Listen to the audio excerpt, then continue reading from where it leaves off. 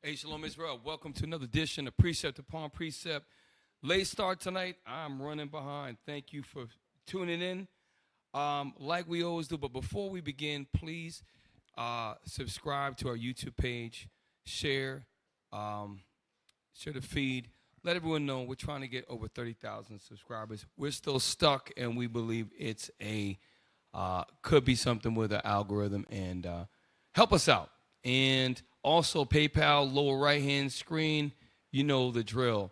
So tonight we got a pretty interesting show because it's going to affect all of us in this room and all of us in this country, the United States of America. But before we do that, we go first with Officer Micah and the Watchmen report. Take it away.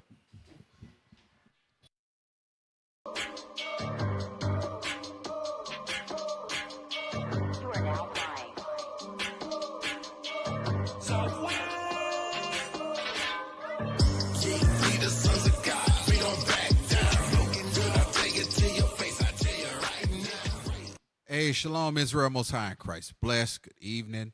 All right, let's get into it. We got quite a few things going on. Trump says he'll reopen Alcatraz prison for Americans' most ruthless and violent offenders. He's going to reopen Alcatraz, y'all. Exclusive order by Hegseth to cancel Ukraine's weapons caught White House off guard. So they're trying to cancel their guns, y'all, and other munitions. India fires missile on Pakistan. Islamabad calls it an act of war. So we're going to keep an eye on that one. Last but not least, Trump administration to garnish wages of 5.3 million defaulted student loan borrowers this summer. Hey, this is putting a lot of heat on our people. So this concludes the Watchmen Report.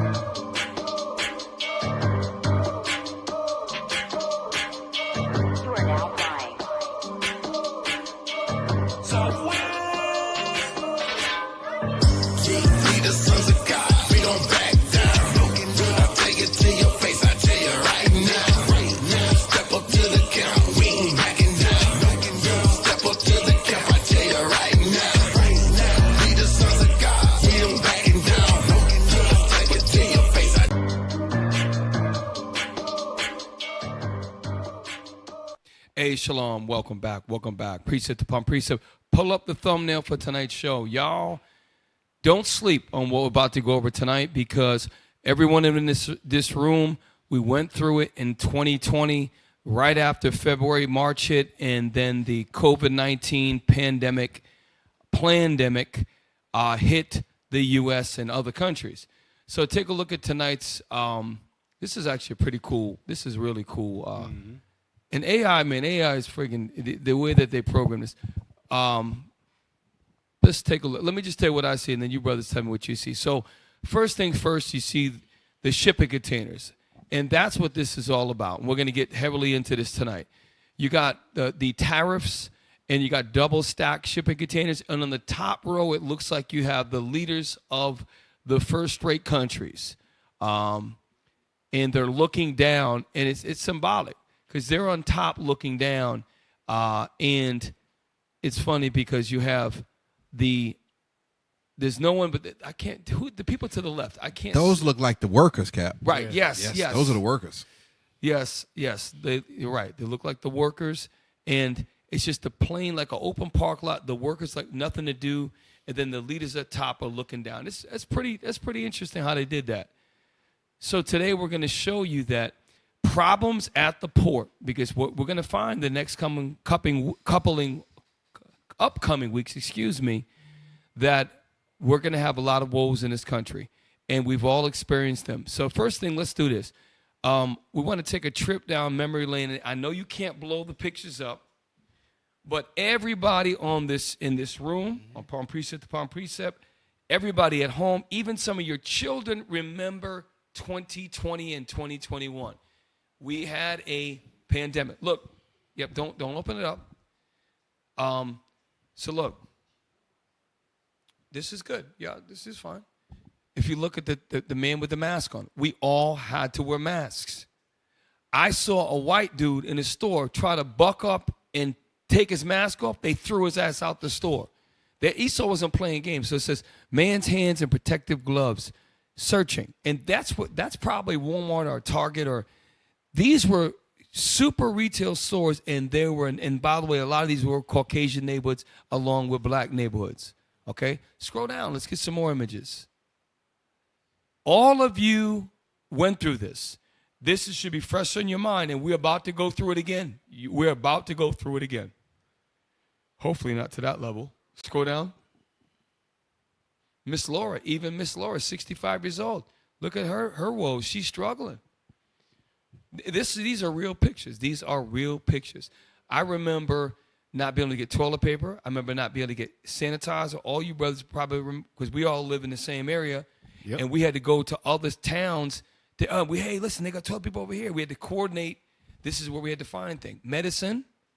Look at the meat. There was very little meat. There was no eggs. Cap, yep. we couldn't even get gas. Yeah. Remember, we had to travel like, 30, 40 miles yep. almost to fill up gas cans to bring back so brothers and sisters could still put gas in their cars to go to work. Right. And look at the shelves.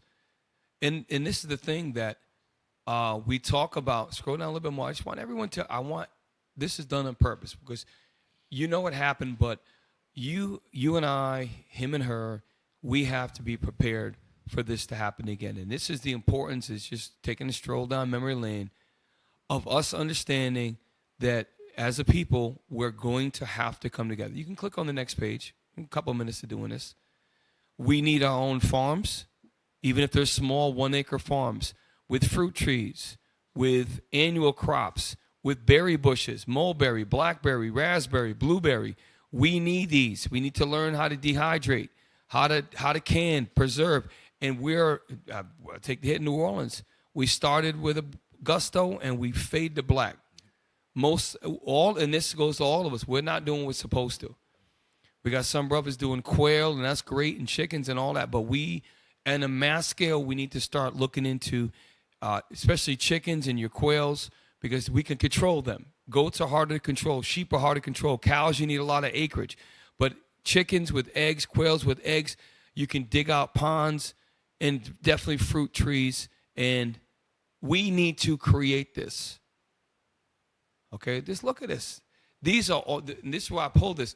These are 2,800 pictures of throughout the U.S., and these were supermarkets, Walmarts, and this happened almost 5 years ago to the day. About 5 years and 3 months ago was when it really hit. I remember it was March of 2020. I remember it like it was yesterday. Okay? Scroll down, look. Okay? A couple more pages and we're going to move on. We have to have this in our psyche, because in about a month or two, they're predicting that we're going to have a lot of empty shelves. Yep. And what happens is this. It's not so, let's just say there's a slow shortage. What people do is what they call panic buy. Mm-hmm. And they buy a bunch of, which creates a false sense of reality, and they hoard things up, and it creates, now it's more panic. And then when more people, then they start buying more. That's what happened with the toilet paper. Exactly. Yes. It looked like a scene out of The Walking Dead. They were grabbing toilet paper. Like, they literally, watched them unwrap the toilet paper and then start snatching it off, grabbing as much as they can. They had toilet paper police. Not only did they have the signs, but then they started having people track when they were checking out. You would have one or two, and that was it. Eggs, the same thing. So that's the rationing. Now, a couple more, and then we're going to move on. A lot of you think this could never happen again. And by the way, this was restored within a certain number of weeks. About a month, it was, we started to slowly. What happens if this happened for 6 months? We better get ready, y'all. Do me a favor. Captain Matt's and Mike has got a bunch of good stuff, but I want to start. Give me number. I'm sorry. I don't want to lose this. Okay, give me 11. Port drama. This is really a. I wish I could play the whole video, but we don't have time. It's time stamped, and so we're going to get a look at people that work the ports, that are deeply in tune with shipping, with both international and domestic shipping. And you're going to find some staggering information. Remember, the West Coast, why is the West Coast so important? Because it is the shortest path from China. If you think about the state of California, there's only 3 states, California, Oregon, and Washington states. That's the whole West Coast, California being most of it. Those ports they're directly linked to the Pacific Ocean, China, Vietnam, Malaysia. They are the most important. This is what we're going to talk about. Okay, listen to what he says. Y'all better, this is real. I'm telling you, man. I went to Walmart tonight. I bought everything I needed. There was no shortage. And I'm like, man, this is not, our minds are not there yet. And that's why we got to, as a nation, work together. And the Lord going to jack us up to the point where we're going to be like, oh, we should have worked together. We should have learned from the first pandemic. Well, we're not. We haven't learned yet. Play. Episode of What's Going On with Shipping, we update U.S. ports as of May 4th, 2025.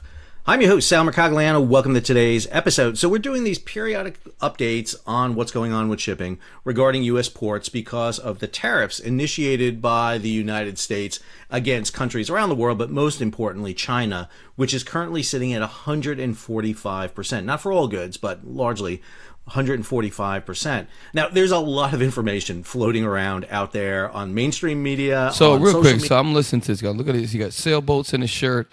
Blah, blah, blah. But he's about to drop his bio, and then he'll get your attention. Play on. Media, on all the media platforms. Some good, but a whole lot of it is really, really bad. Because a lot of people don't know what they're looking at. They don't understand shipping. They're just finding it now. They've downloaded an app that shows them ships, and they don't quite understand it. I am a former merchant mariner. I sailed ships for a living. I worked ashore for a shipping, firm. I then went into academia. I got a master's in maritime studies, a PhD in maritime history. I teach a course for the U.S. Merchant Marine Academy entitled Maritime Industry Policy, and I also teach classes in maritime security and maritime history. So I know a little bit about this. I'm not perfect. I'm not the end-all, be-all. I make mistakes. Just go ask my wife. But I like to think I can provide you some pause real quick. So this guy's well qualified to start talking about shipping, and what he starts to, and he brings he shows a guest on a show. I think it was Bloomberg Live, and then he starts to break it down.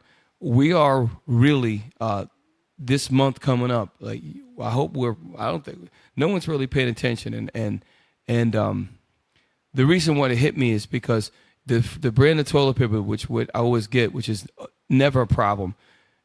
You can't get it anywhere. You can't get the Walmart 16 pack, which they don't have it and hasn't had it for 3 days. And this is when I said, wait a minute, something ain't right. They usually always have this. I took the last roll of Scott 32, which is the 1,000 sheet. There was no more. It's starting now. It's starting. Play on.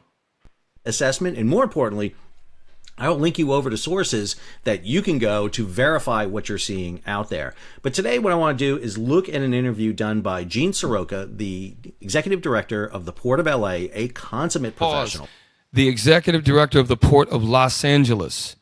Los Angeles is I don't know if you remember before, we did a shipping container crisis show. There were like 47 ships, barges waiting to get to the Port of Los Angeles. It was a big show. People... Listen, this guy, this is why we so simple in this country. Listen to what he's about to say. Everybody at home should be paying attention, getting your houses prepared, non-perishable items like if you have dry goods like dry beans, dry rice, we don't have to go to the store. Remember when I was a kid, we didn't have money for diapers. My mother would use cloth diapers. You might have to do cloth. This is going to sound disgusting. Well, Army guys, y'all know about this. If you ain't got no goddamn toilet paper, you got to use a shirt, wipe your doggone rear end with it, and go friggin' wash the doggone thing out and then reuse it again. Or use a sock. Yeah, socks. Socks. That's real. That's what you women ain't used to that. The reality is what he's about to say. Well, you better be ready. We better be ready. And this is what we have an advantage over black people in the world. We actually have each other. We have a system of governance set up. The problem is we just don't activate it yet. And we don't do what we're supposed to unless somebody applies a major amount of pressure and pushes people or shit hits the fan. Yep. And we got to learn. And this is why we talk to you about. Anyways, play on. I'm rambling. Just a man who knows shipping in and out, probably one of the most experienced Americans out there when it comes to shipping. An interview he did with Bloomberg TV, and he hits on a couple of key points that I think are essential. If you're new to the channel, hey, take a moment, subscribe to the channel, and hit the bell to be alerted about new videos as they come out. Describe for us, let's take a beat, really frame it for us, how much volume has just dropped off in the last few weeks? Yeah, about a third of the import volume, which means give or take about 50,000 20-foot equivalent units gone. Do me a favor. Pull up a 20-foot ship. Do me a favor. There's a 20 by 40. I'm sorry, 20 by 40. I think the standard one that they use on trucks is an 8-foot wide by 53 foot. I think. Type in shipping container sizes, right? So I can get an understanding. What he just said is 50,000 short of what it, 50, not 5,000, 50,000. Remember, Trump put 145% tariff on Chinese imports. Not all of them, but guess what? Mostly everything we have, 60% is made in China, maybe more than that. So if you have 50,000, the orders that were ordered in March and say April, remember Trump enrolled it in April last month. That's going to catch up when the orders stop and you don't have, it already slowed down by 50,000. Pull it up. I like that green. That's good. Are we going to get hit for that one? Okay. The tech guys are working this out. So basically what we're showing you is, and this is, Trump just passed it, April 3rd, the second Liberation Day. This just happened about a month and a week ago. Well, okay, so you got, oh, there we go. You got a 20-footer, so 8 by 8 by 20. You got an 8 by 8 by 40. You got an 8 by 8 by 8 by 9 by 40. And then there's also an 8, that's a rental container. There's also the standard one that you see on behind a semi or an 18-wheeler is a 53-footer. And that's the one that they used to drop at Walmart and the stores. So that's good, tech team. Give me a standard shipping container for the back of a truck. All right? Now, I'm not saying that the trucking is the most common. It's just the one we see on the roads most of the time. Oh, you could, to make it easy, you could type in 8 by 53 foot. Maybe you could do that. There it is. Okay. Okay. AI overview. Okay. So it says, I'll read it. Shipping containers commonly come in 20-foot and 40-foot lengths. Cool. Which are the most universal for international shipping. So 40-footers are probably the most. These are then, okay, so I stand corrected. These are then off by truck, while other sizes like 10, 30, 53-foot containers exist. The 20, okay. So 53 we see mostly on the roads, but the 20 and 40s we want to pay attention. Those are the most common. Now, go back to what Esau just said. He mentioned about a certain number in just the port of Los Angeles. Play it again from this this guy with the tie. Go back. Everybody's sleeping. We sleeping. Essential. If you're new to the channel, hey, take a moment, subscribe to the channel, and hit the bell to be alerted about new videos as they come out. Describe for us, let's take a beat, really frame it for us, how much volume has just dropped off in the last few weeks? Yeah, about a third of the import volume, which means give or take. So out of a whole pie, 2/3 is there, but 1/3 is missing. Out of that 1/3, this gives you a scope of how big the 2/3 are by listening to the 1/3. Listen to just rewind that little part again. Nehemiah getting good practice. TV, and he hits on a couple of key points that I think are essential. If you're new to the channel, hey, take a moment, subscribe to the channel, and hit the bell to be alerted about new videos as they come out. Describe for us, let's take a beat, really frame it for us. Listen. How much volume has just dropped off in the last few weeks? Yeah, about a third of the... Just pause. He said how much volume has dropped off in the past, not few years, he said few weeks. Trump Liberation Day was April 2nd. Today is May 8th. So it's been a little over a month. Listen to the ripple effect that has happened. This is why we black people got to wake the hell up. Play on. Import volume, which means give or take about 50,000 20-foot equivalent units. Pause. So 50. We're going to get the cubic volume. 50,000 within a couple of weeks, right? He said 20 foot, right? Mm-hmm. Okay. I want you to get the picture. We're going to multiply these three figures together, and then we're going to multiply that by 50. That's the cubic volume that we're missing. But it's 8 by 8 by 20. I could do the math. Let me see. Okay. So 8 foot by times 8 foot. 12,800. Okay, wait. Let me see. 8 foot times 8 foot, right? I'm sorry. 8 times 8. Oh God. 8 times 8 times 20. That's 1280. You got that? Now 1280 times, and any math people there that I'm going wrong. Okay. Yeah. Okay. So 1172 is the volume of one 20-foot shipping container? Okay. Yeah. So let's multiply 1172 times 50,000. Okay? It's a big giant number. It might be in the billions.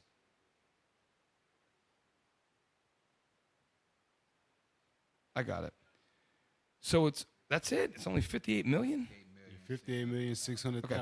58,600,000 cubic feet in a couple of weeks. That's what we're going to be short. That's an immense amount, and this is just getting started.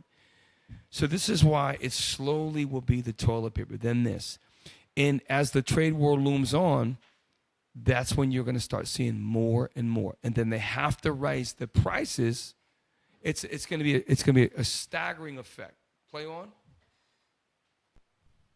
Coming in next week. From next week is when you expect to see this really hit. That's correct. And that matches up. The announcement's back on April 2nd. Then on April 8th, a little bit of a change on everybody, ex-China, Mexico, Canada. Okay, and then go to 416. So just think about it. If you have a port, and that's just Los Angeles, that is that short, how does that affect now the direct economy that works in the industry? Watch what he says about that. Here, how it hits trucking, when this turns up on the shelf. What's the distance, the time from when you see a drop-off in volume and when we, as consumers, see the shortages? Right. So CEOs are telling me, hit the pause button, right? I'm not going to import anymore at these kind of prices. Let's wait and see. So Gene Soroka, he's the executive director just for the Port of Los Angeles. Do me a favor. Type in ports on the Pacific Coast, U.S. ports on the Pacific Coast. And there's more than one. There's a bunch of them. And that doesn't even count the Gulf Coast, which is the Gulf of America, nor does that count Florida or the East Coast. Politically correct, okay. Yes. The Gulf of America. I love Trump. If I was in the world, I'd be a Trump guy.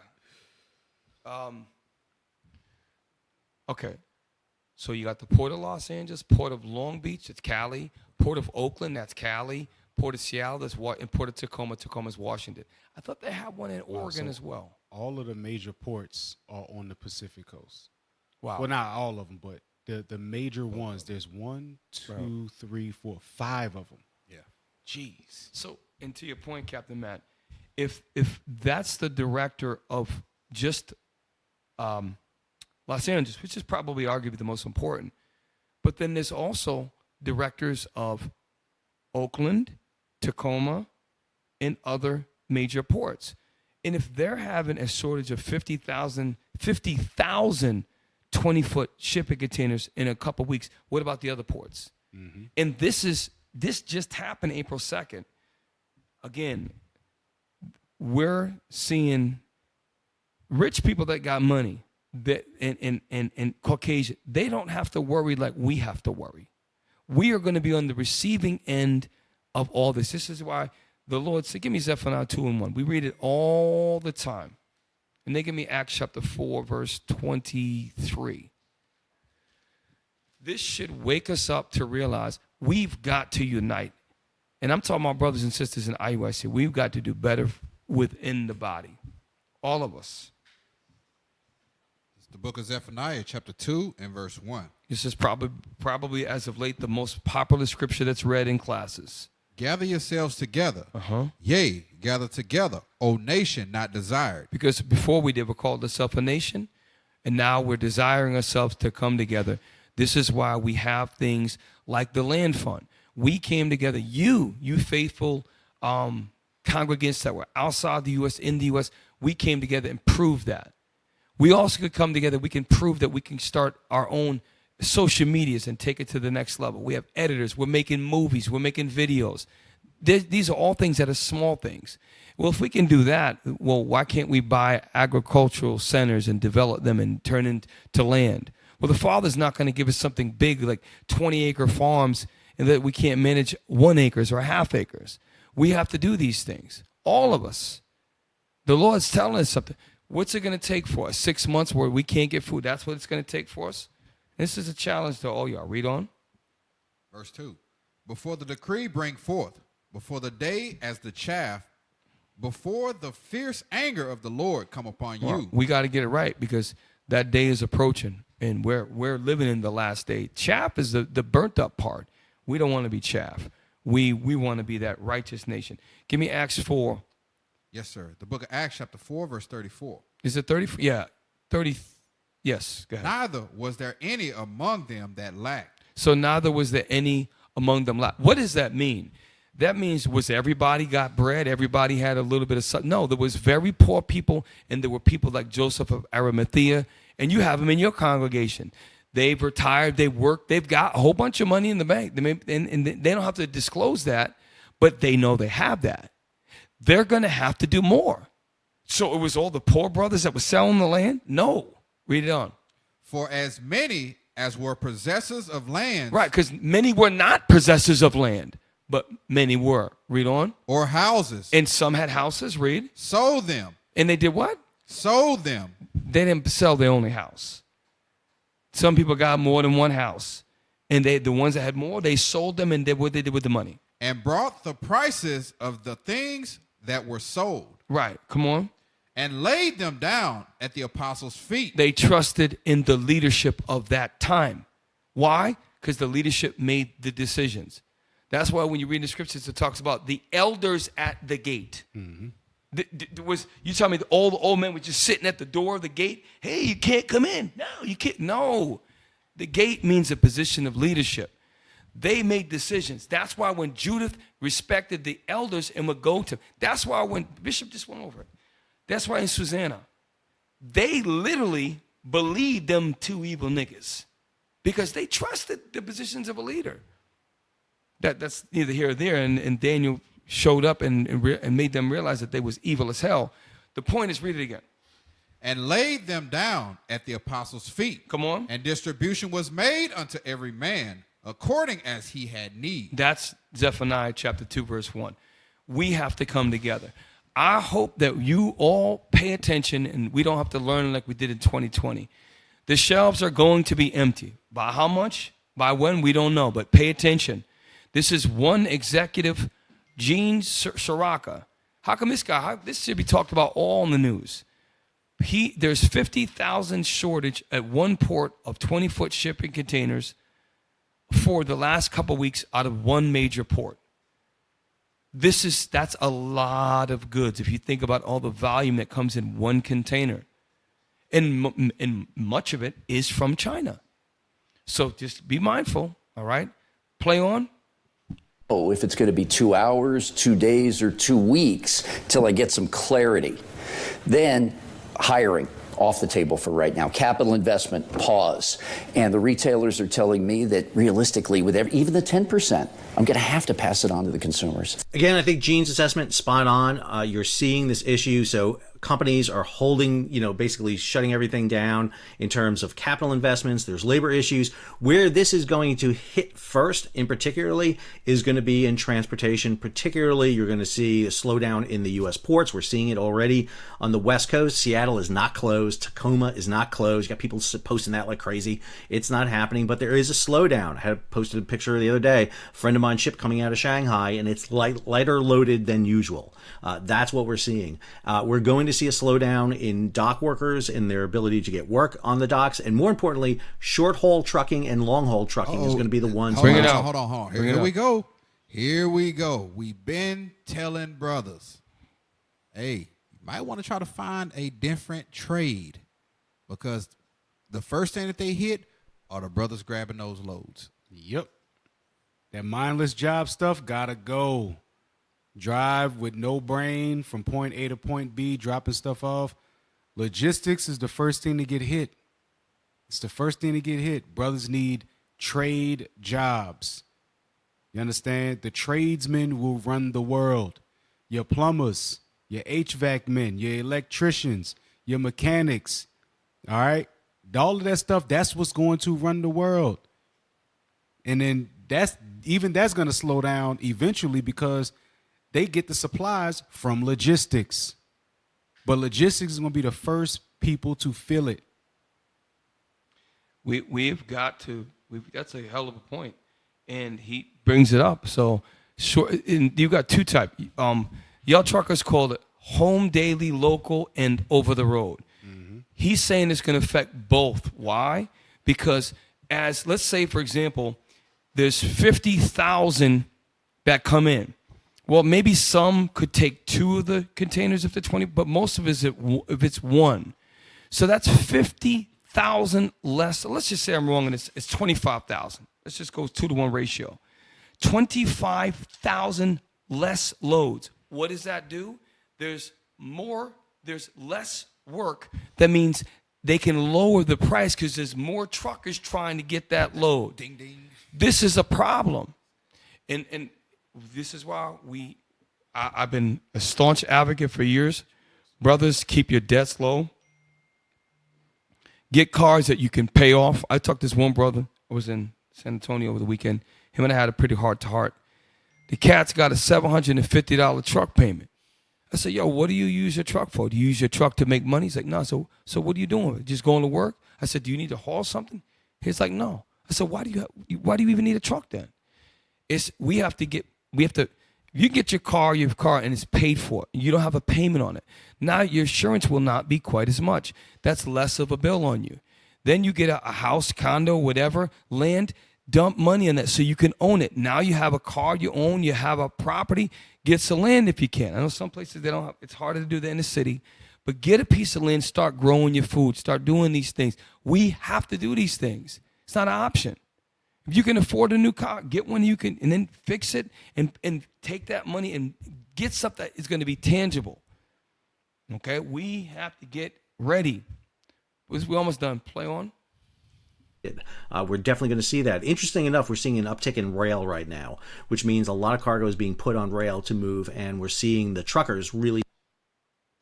And see, he was about to touch it again, Cap, about the truckers. Mm-hmm. As a business owner, what you'll see is they'll go after the truckers that they can pay less to move those loads. Those guys that are eating like, man, I'm making $6-7 grand a week. They're not gonna pay you that. They're gonna, okay, well, this guy will do it for $2 grand because I gotta feed the dispatcher gotta feed his family also. So the guy that'll do it for the lower price is who they're gonna get to move those loads. Watch. Yep. And some of them ain't even gonna get the loads because they just gonna put it on a train. The train gonna take it where it need to go, just like the truck will. It's just that, train operators, they get paid a salary. Truck drivers get paid per load.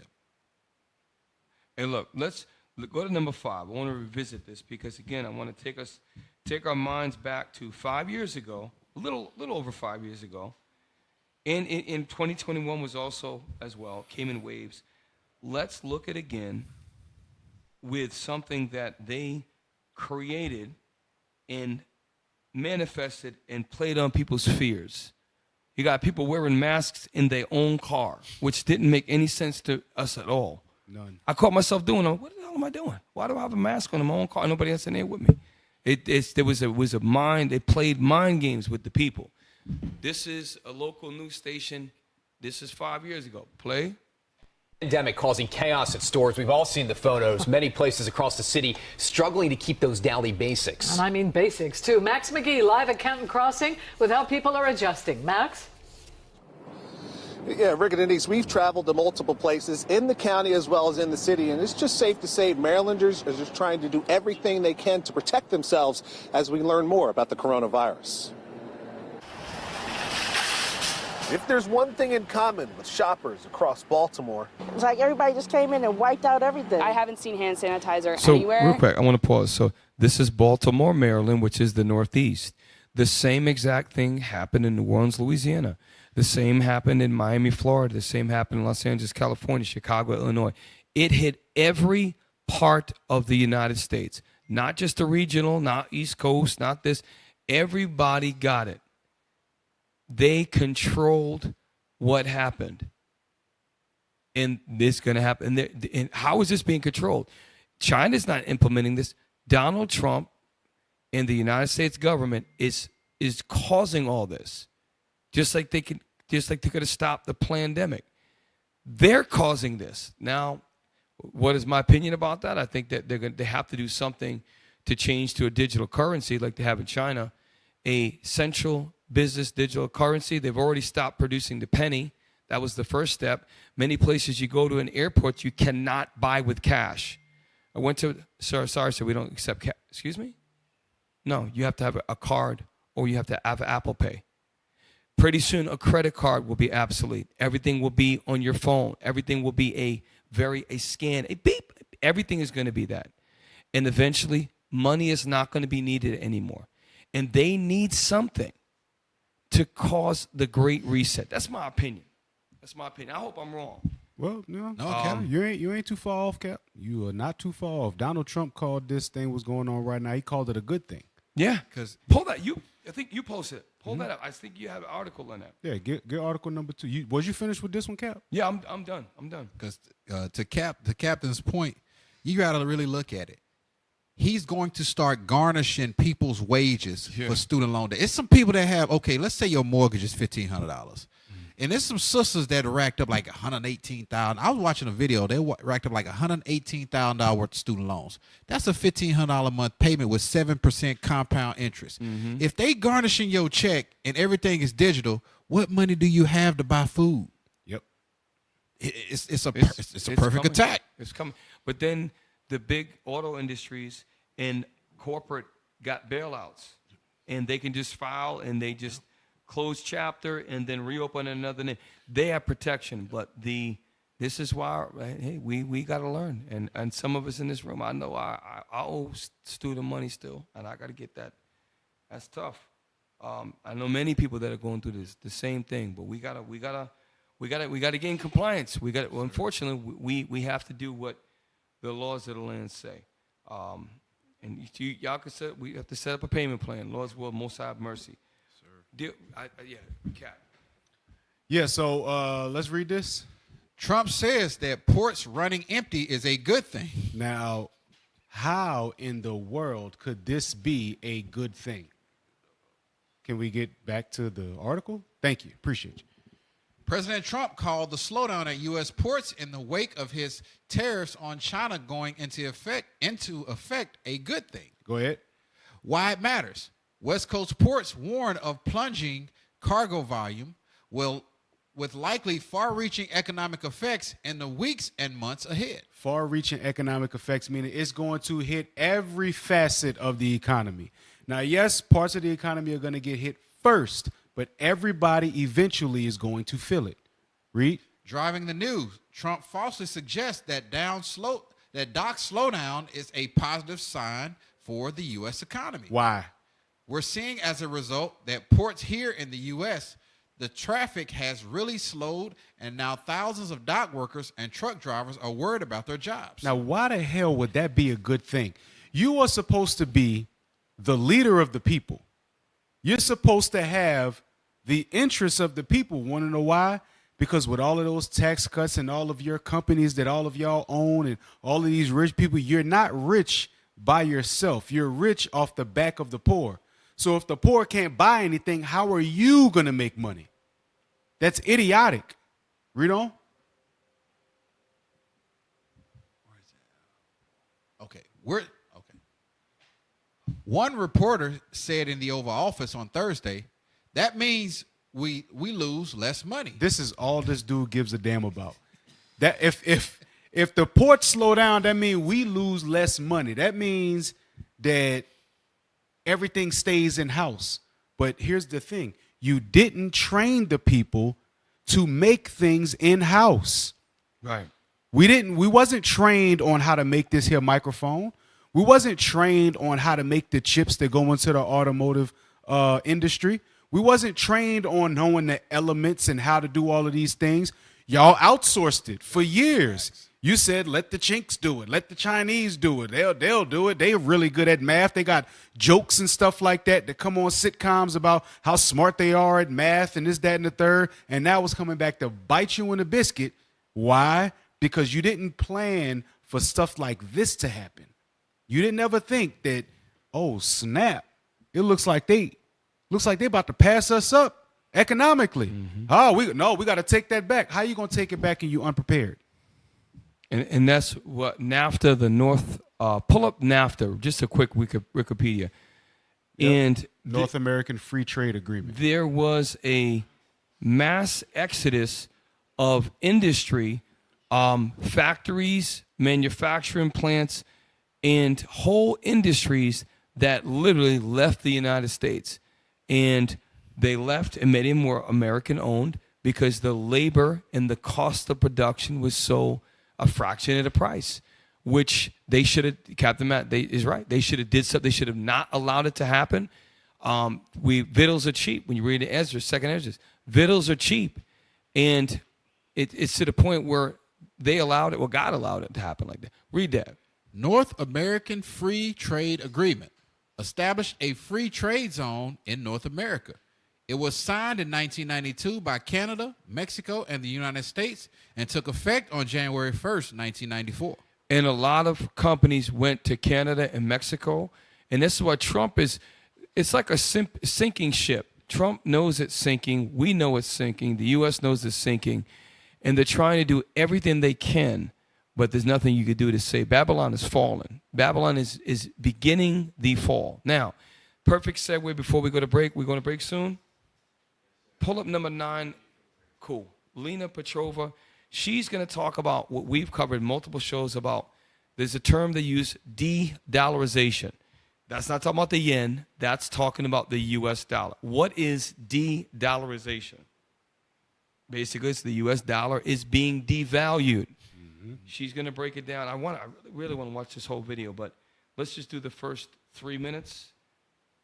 And I tell you, man, Mossad is a master. And you know what's funny? I was just thinking about this just now, right? How the hell do you have Secret Service, the FBI, a rooftop under 200 yards? He takes a shot. I believe, it's part of me starting to believe it was a setup. That's what put them over the edge to get him in office. If anybody didn't like him then, this guy got shot, came up fighting. The whole thing with Biden playing the overly dumb. What if it's all interconnected and they're working together? Get someone, get them angry, get the parties. They all know what's going on behind the scenes. Let's get him in office. Sir, you're going to have to lose a little blood out of your ear. We're going to make sure he misses. Okay. Then you get him in, and then now you can create all this tariff to set the perfect stage to reset currency and really take where you want it to be in world chaotic order. If you really think about this, it's too hot. He gets the shot off. The guy across the rooftop, he was doing his job. He couldn't shoot. He had to get the order. He shot like 7 seconds later. It's amazing. I believe it's all interrelated. I believe it's all I believe that Donald Trump could have never gotten to office unless the things happen, and the people that got him in are all the American Central Christian so-called base that's tired of all the things, the left and this and that, and all that is used so they can do their agenda. Again, the proof's going to be in time. Cap, that's a heavy point. If you really think about a lot of the, like, I think I read the article. I'll find it. He said, unless you can speak fluent English as a truck driver, yes, I'm deporting you. He started hitting the blue collar workers, the guys that pretty much moved the economy. He started hitting those guys early. So the port workers, the truck drivers, the smaller businesses. If he freezes all of that, it's a perfect complex attack. We sleep right now. So she's Miss Lena. She's going to go into. She talks about BRICS, and she talks about how the dollar is continuing to fall. Right? Babylon is falling, and their dollar is too. Watch this. Thank you so much for joining me. President Trump is giving so many incentives to the countries of the global south to unite. It is quite unbelievable, actually. If Trump can bring together China and Japan, anything is possible then. We'll talk about that in a second. Biden united Russia and China, which went against the foreign policy agenda that was upheld by U.S. administrations for decades. And now we're uniting Russia, China, and Iran, and possibly bringing to the mix other actors. So it's remarkable. Nearly every week there is something that signals to the rest of the world, that makes the rest of the world go, yeah, it is time to join forces. And even previously quiet, cold relations get a bit of a... The reason why she said even Japan and China, when you go back in history, remember Ip Man? You remember Ip Man? Yep. Ip Man was the China. Japan was the guy that was Japan. When you see that was a great movie for the martial arts, but also historically, it shows you how that little island of Japan, they were imperialists and they had much more military power than the big land of China. They dominated. In that movie, Ip Man, it shows how the Japanese treat. So the point is they have a strong historical rift where they're close, they're off the shore, but they can't stand each other. The U.S., what Donald Trump is doing right now with the tariffs, Japan, who there's 120-something military bases in Japan alone, it's completely occupied. Japan's parliamentary figures are like, the heck with the U.S., and they're starting to make ties with China and other countries in that Far East area. All of this is, think about it. How would the prophecy, when in Isaiah it says, is this the man? Get me Isaiah 14.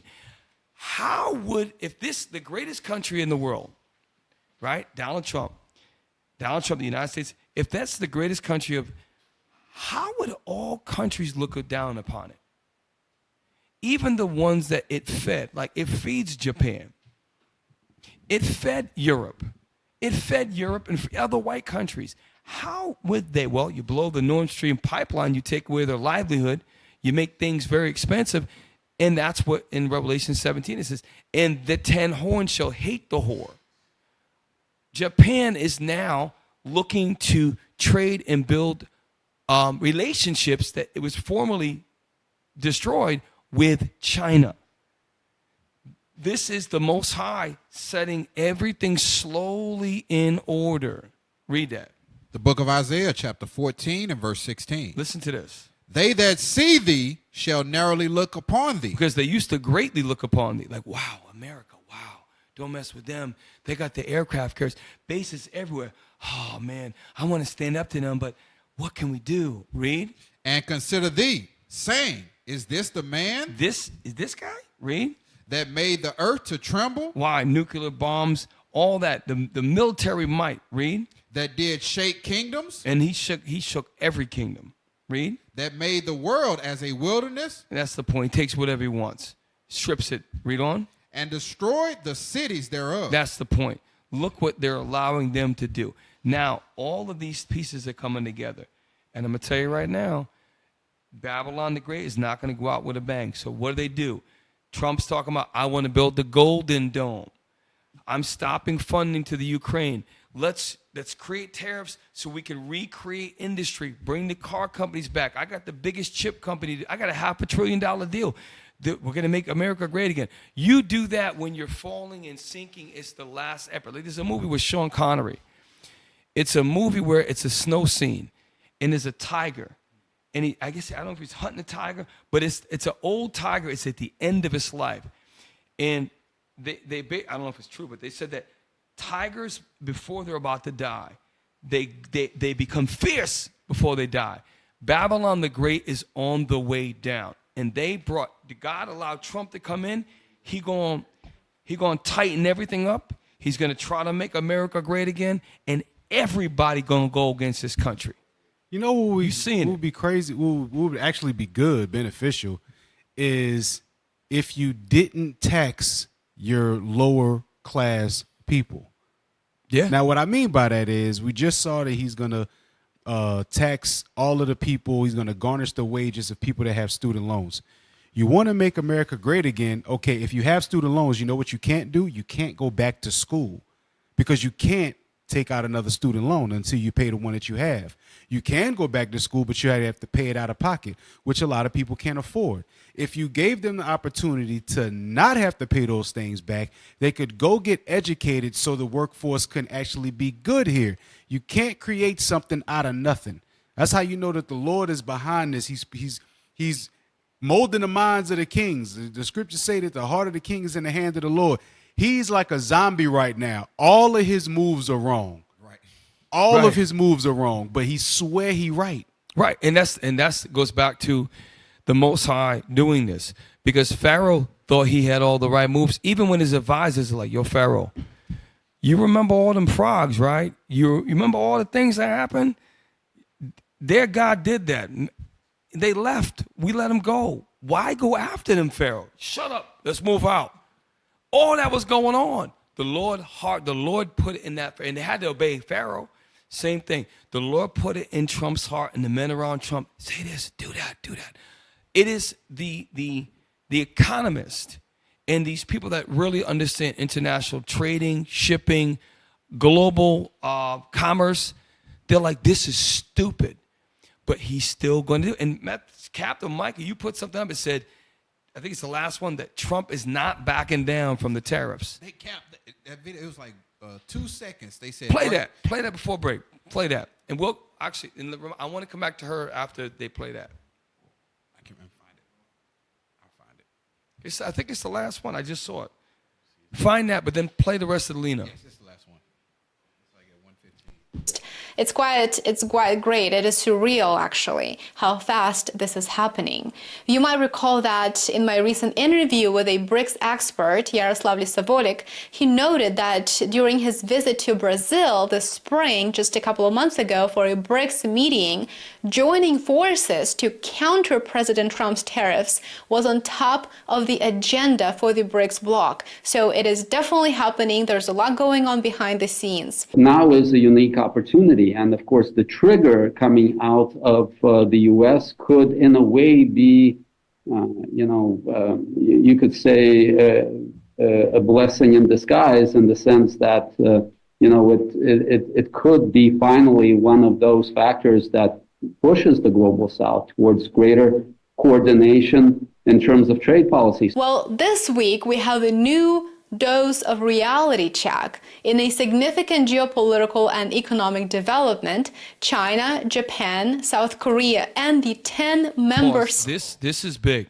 Do me a favor. Pull up a map of the South China Sea. The South China Sea. And from that, you should be able to see the Korean Peninsula. You should be able to see the Vietnamese. Yeah, there we go. If we could back out a little bit, so we can.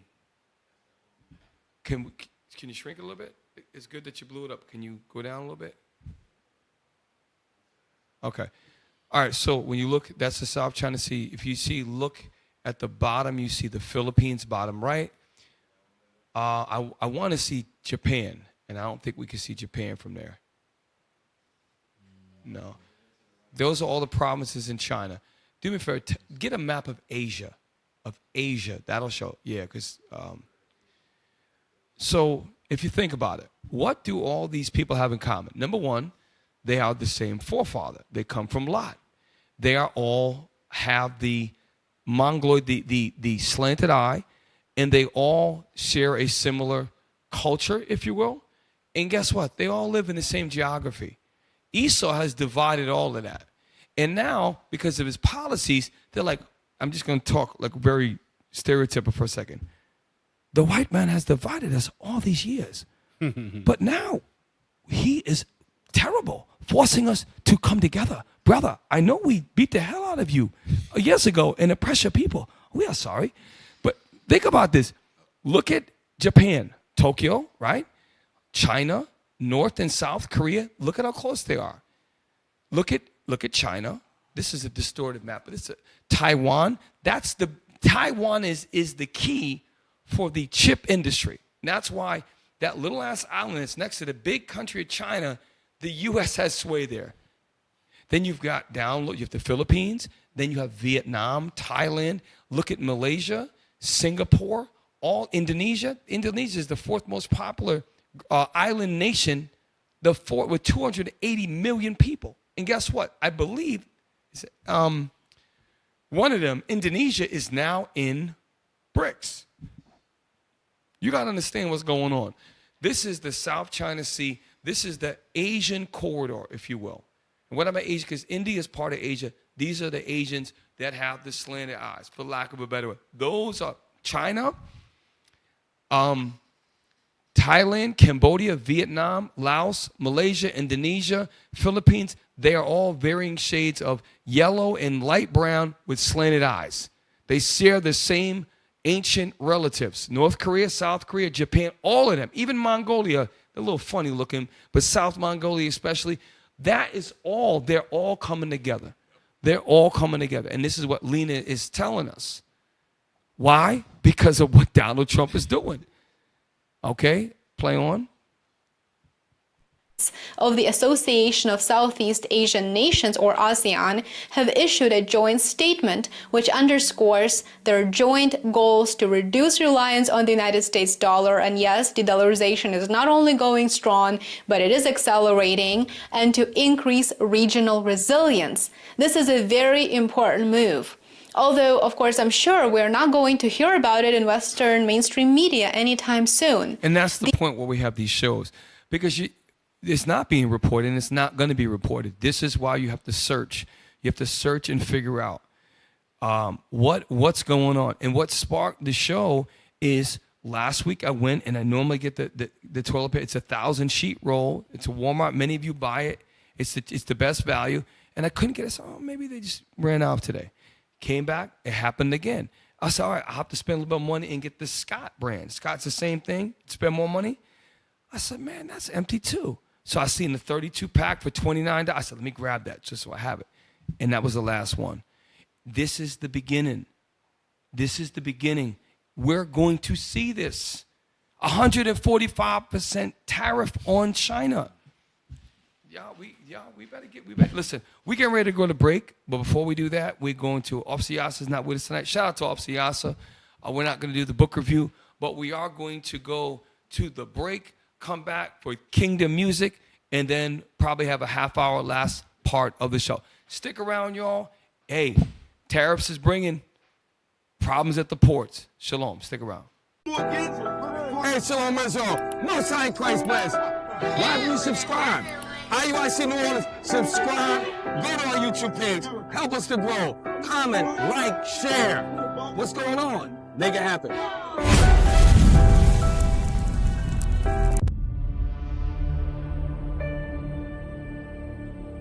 We in San Antonio, we over here at the, what they call the Fiesta, all right? They celebrate this every year. It's a celebration of the battle at the Alamo and then the battle of San Jacinto. It is really what they call Anglo-Caucasian celebration of the Mexicans, how they basically robbed Mexico from the Mexicans. But it's very much a white supremacist type of celebration And yet our people are wrapped up in celebrating this thing like if it's some representation of them. They got us celebrating that thing on autopilot. All you gotta do is put some food, put some freaking festivities, some music, some parade and lights, and they got everybody in this spirit to celebrate like if this is something festive to be celebrating. It's crazy work. It's crazy work.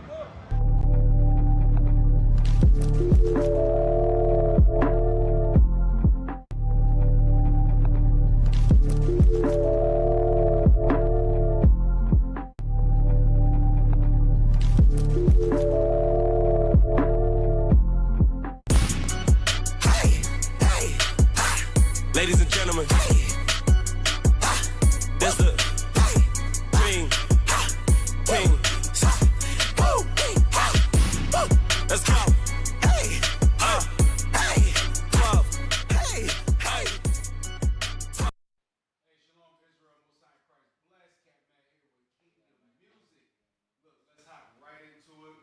Brand new single from Sons of Thunder. Shout out to Captain Gedaliah, T Silent. Look, this thing go hard, y'all. Let's vibe with it.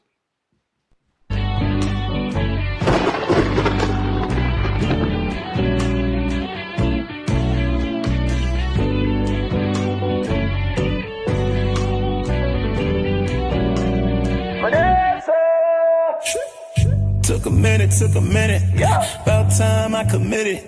Hard times felt like giving up. But your love kept me winning. Don't hesitate, got to make haste. Oh yeah, just set your pace into the race. Oh yeah, you were always my day one. You have shown me where I'm from.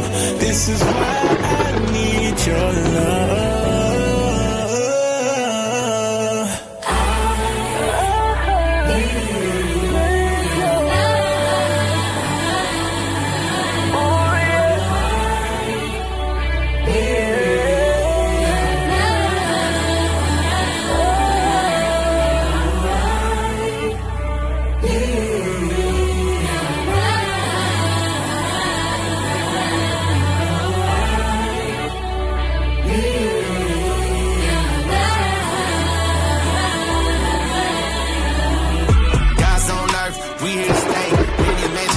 To this place, follow the signs, look at the gates, name on the list, don't be late. Guys on earth, we here to stay. Many mentions how we get to this place, follow the signs, look at the gates, name on the list, don't be late. I wanna live forever, how long forever?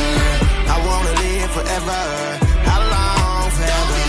I wanna live forever, how long forever? I wanna live forever, how long forever? Before the beginning of time, heavenly, divine. This was the image of mine, God body in design, poetry in the motion. Now it's starting to align, every detail defined. I like a line upon line. This is the way, this is the truth, this is the light. Talking about Christ, wisdom in the beginning of life, winning the fight. And that's thus say the Lord moving forward. Look at how it glitter on his sword. 144K points on the board. Only thing we're looking for is forever.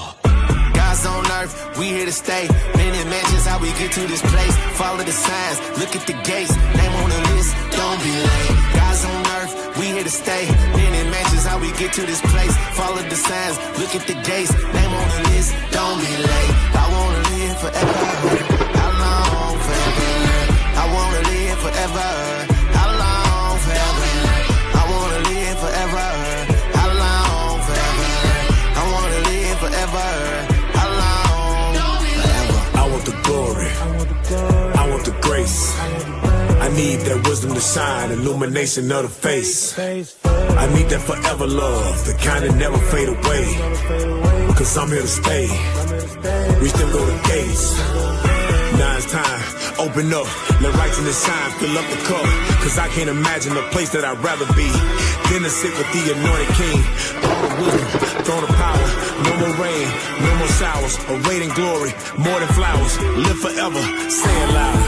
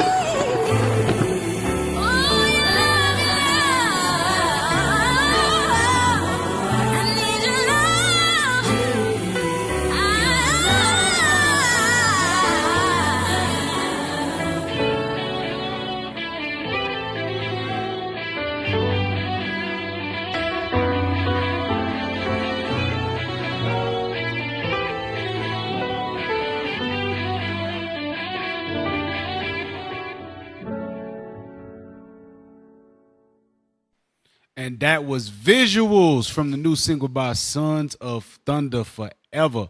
As y'all have seen, the album is coming out May 17th, so stay tuned.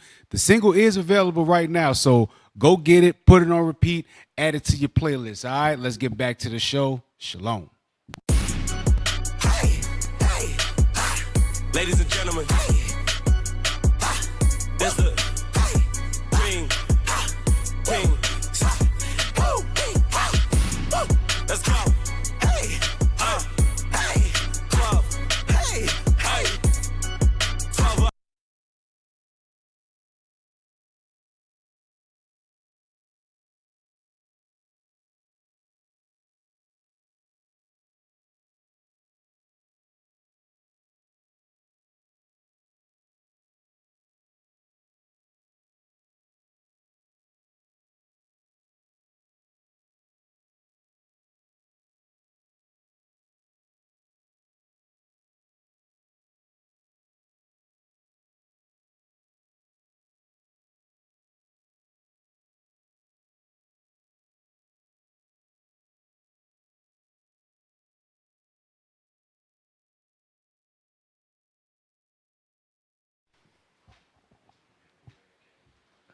All right, coming out thumbnail.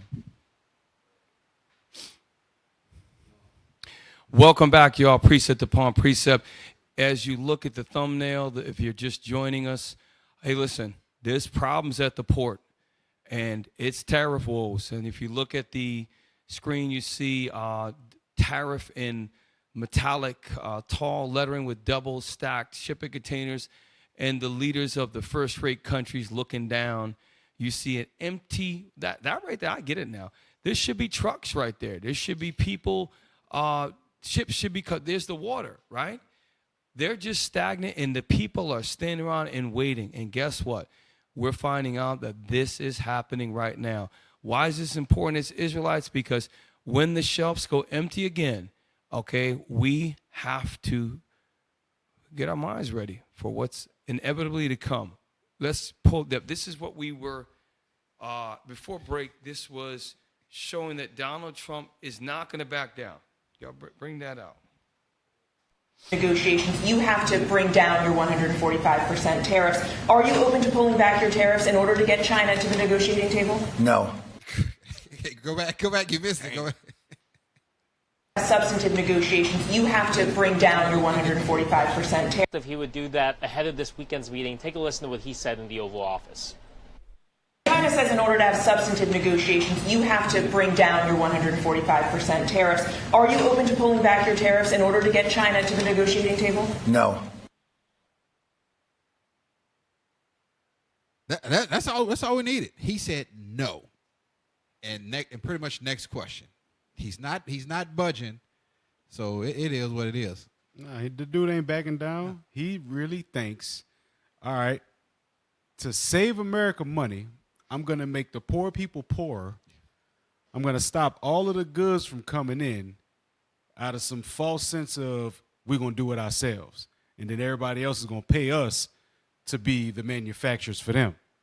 And all of the factories are outside of the U.S. And not only that, Cap, you deporting the people who work in the factories. Exactly. All of them so-called undocumented workers where you kick them out their own land, they're the ones that was working the jobs that you don't want to work. And watch this. Pull up geopolitical number.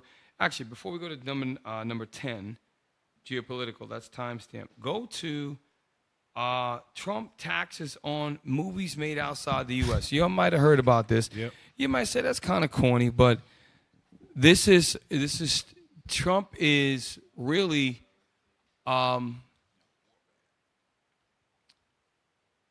that up. You don't need to show me, bro. Okay, they see that, right? Okay. All right. So Al Jazeera, I believe there's a video, and then there may be an article with it.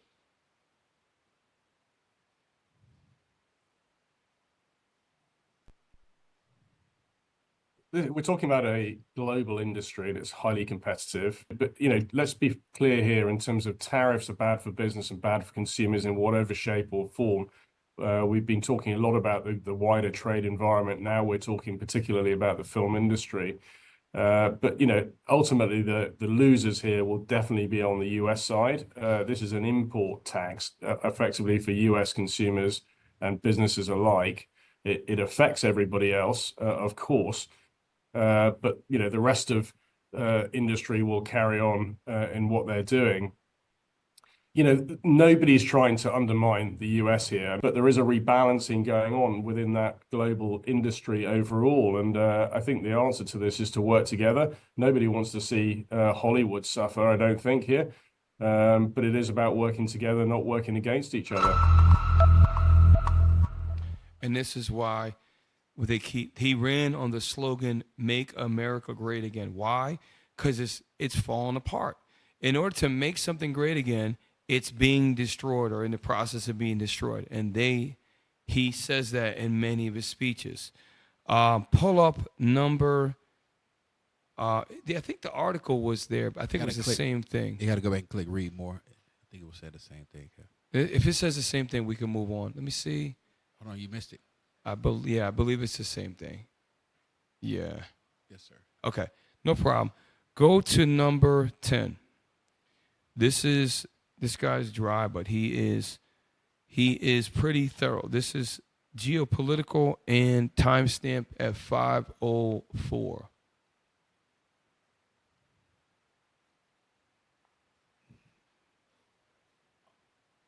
Threatening to do against Iran. But furthermore, Trump is waging economic war against many countries, but especially against China. Trump initially started a trade war on China during his first term as president back in 2018. But in his second term, in April 2025, Trump massively escalated this into a nuclear trade war, hitting China with tariffs of 145%. Now, China did announce on the 7th of May that it is going to have talks with the Trump administration over these tariffs. However, we should not exaggerate the importance of these talks. The Chinese journalist Fred Gao pointed out that if you read the original Chinese statement, the language they use is they say they're only going to have talks, as in preliminary discussions, and not negotiations. So it's very likely that this process of trade negotiations over U.S. tariffs on China are going to continue for many months, if not years. And it's very likely there will not be a short-term solution as Trump continues these sky-high tariffs on China that are already blowing back significantly and doing a lot of damage to the U.S. economy. And by the way, speaking of... We've talked about, it's a U.S. self-imposed tariff that is causing the major slowdown at the ports, which is going to directly affect, like we talked about, short-term, over-the-road, home daily, over-the-road trucking, dock workers, many other small businesses. I think there was one article y'all showed about beekeeping, and small farms are suffering. They hurt. And remember, these tariffs just started like less than 6 weeks ago. Mm-hmm. Well, what about in 6 months from now? So this is what he's saying is very, yeah, pull that up. Let's hold that video where you was at and break this down. This is from today, by the way, in the morning. Americans are already seeing Trump's tariffs kick in. They sent in receipts to prove it. Wow. Lots of new tariffs have already gone into effect, and more are about to come online. There is the tax on auto parts that kicked in this month. Duties on steel and aluminum. New levies on small value packages, 10% on most imports. A flat 145 custom fee on anything from China. Actually, it's interesting because that's actually not true. It is most of it. Some of the things that are essential to the U.S. market, they do not have 145, which is very, very interesting. The U.S. is a bunch of damn hypocrites, this country. Read on. And potentially even more coming, giving other tariffs on dozens of countries were paused until at least July. Right. Some of the increased cost is being eaten by exporters in other countries, but a lot is being picked up by Americans. NPR asked listeners and readers to send us copies of receipts that break out the higher costs from tariffs. We've heard back from dozens of people. Here's what we got. This one right here. She paid more than double the original price for her wheelchair. Damn. Sandy Alonso really needed to replace her wheelchair. It's 10 years old. Alonso said pieces are starting to break. Alonso liked the model she already had, a chair that is lighter enough for her to load into her car herself. It is made in China, and she is not aware of any other North American distributor who has it. And that's the point what Captain Matthew brought out earlier.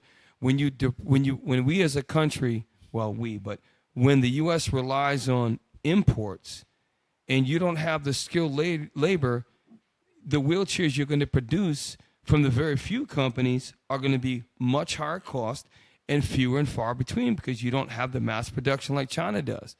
So it goes back to this is a crumbling, weakening country.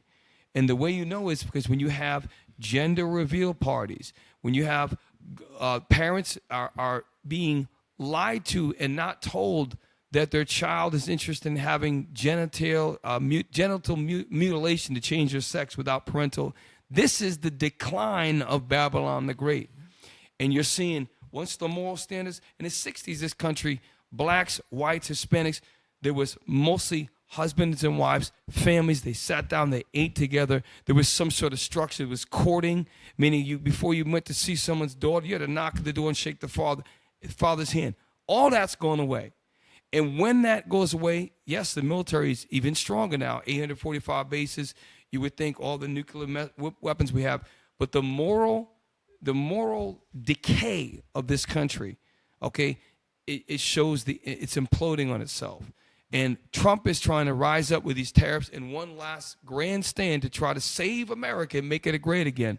It's too late. Babylon is going down. It's not going straight down. It's slowly going down, and we're watching it, and we're living it. Okay, we're living it now. Let's go back before we run out of time. Let's go back to Lena. This is a good article. Y'all check that out because it gives other examples. Lena Petrova. No, Geopolitical. You're right. Were you holding Lena too? Yeah, I think you were, huh? Mm-hmm. Forget about Lena. You're Matt's right. Matt. Go to Geopolitical, the guy right there. Back. Another example of how Trump's policies have been completely contradictory is that Trump vowed repeatedly that he would save the global dominance of the US dollar by threatening other countries that de-dollarize, that seek alternatives to the dominance of the US dollar. But in reality, Trump's tariffs and his trade war have actually accelerated the process of de-dollarization as more and more countries around the world are seeking alternatives to the US dollar. I published a report and a video about that, which I will link to in the description below.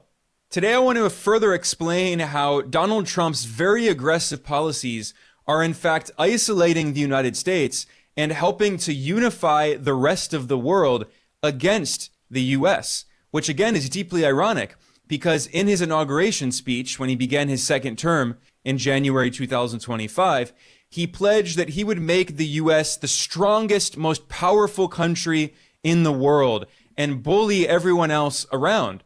America will soon be greater, stronger, and far more exceptional than ever before. You know what's America. crazy? The fact that, for one, he really believes the stuff that just came out his face. And two, how are you going to bully people with no weaponry? And what I mean by that is a lot of your military needs supplies and steel and aluminum that all come from imports. We don't make none of that stuff here, or we don't make the majority of it here. How the combat boots that the military wears is made in China.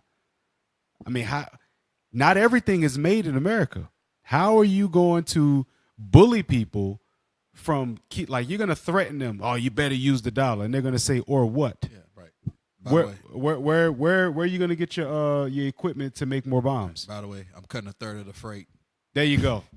People can't even get food in their houses. Now I remember, what was 2008, 2009? They wasn't even paying the troops. Oh yeah, I remember that. Now imagine that the tariffs get so bad that they can't even pay military personnel. Do you think that they're really going to fight for you and you the one that cut their money off? This country is imploding in on itself and pissing the world off. This destruction is near. Like it's destruction from within and it's also destruction from without. We got to get ourselves together because this dude is moving the prophecies forward quick. Yes. And when people get hungry, they get angry. Yep. Think about it. One man is the power in his administration to impose a tax that is so egregious on the number one trading partner that's been since the 1980s. And all you have to do, we talked about before, go around your house, go around your office, go around your workplace, look at tags, look at manufacturing, look at the placard, look at labels, and you'll find that the majority, do your research project. In this room right now, I would venture to bet that probably 3/4 or close to it are made in China. And the ones that may not be, it may say assembled, but there are parts from China. Yes. It is a conglomerate superpower of manufacturing.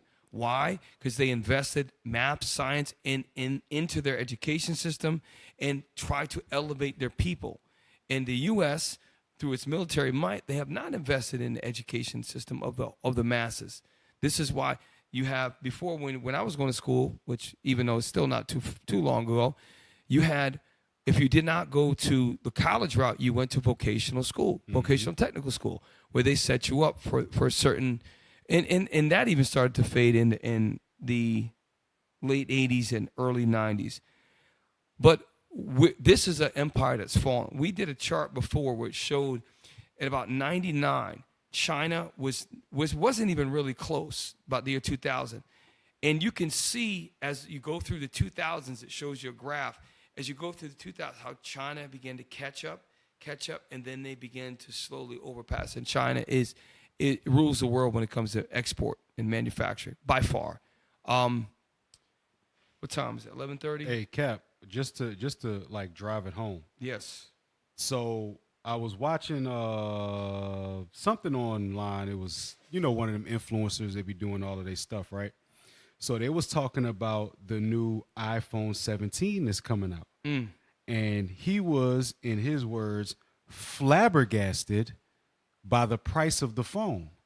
Now, we all know that these iPhones, these Androids, they be going from like 1,000 to maybe 1,300, 1,400.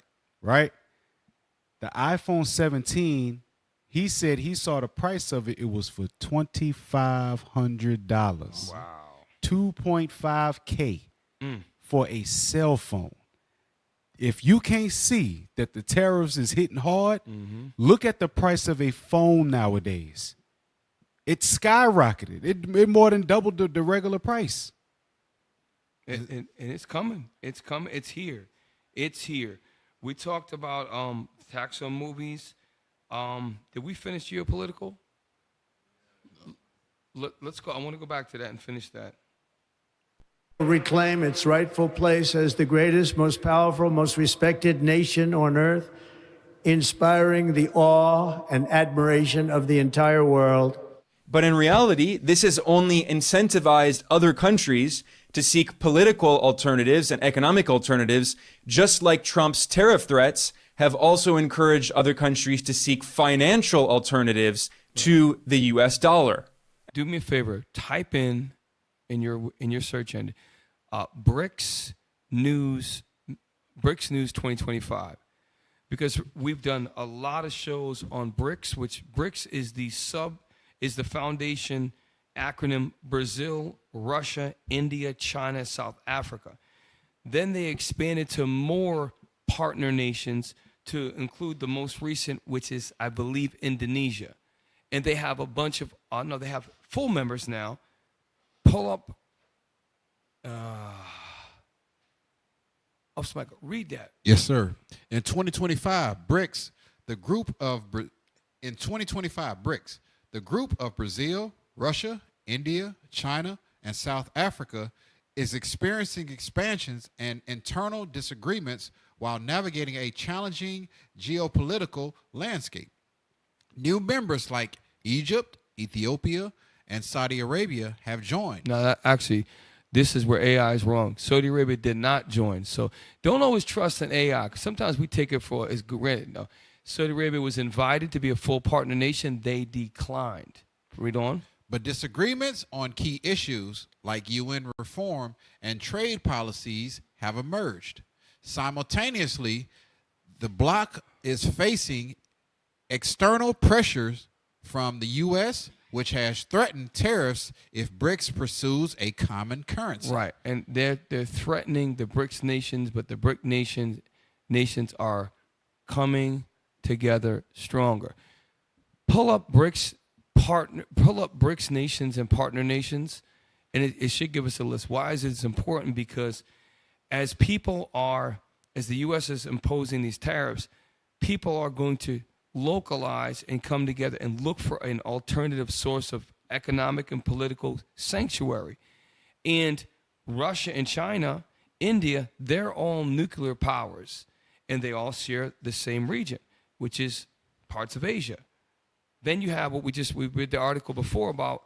It said the Asian nations, to include South Korea, Japan, and China, are now in strong relations where they were often divided by Esau.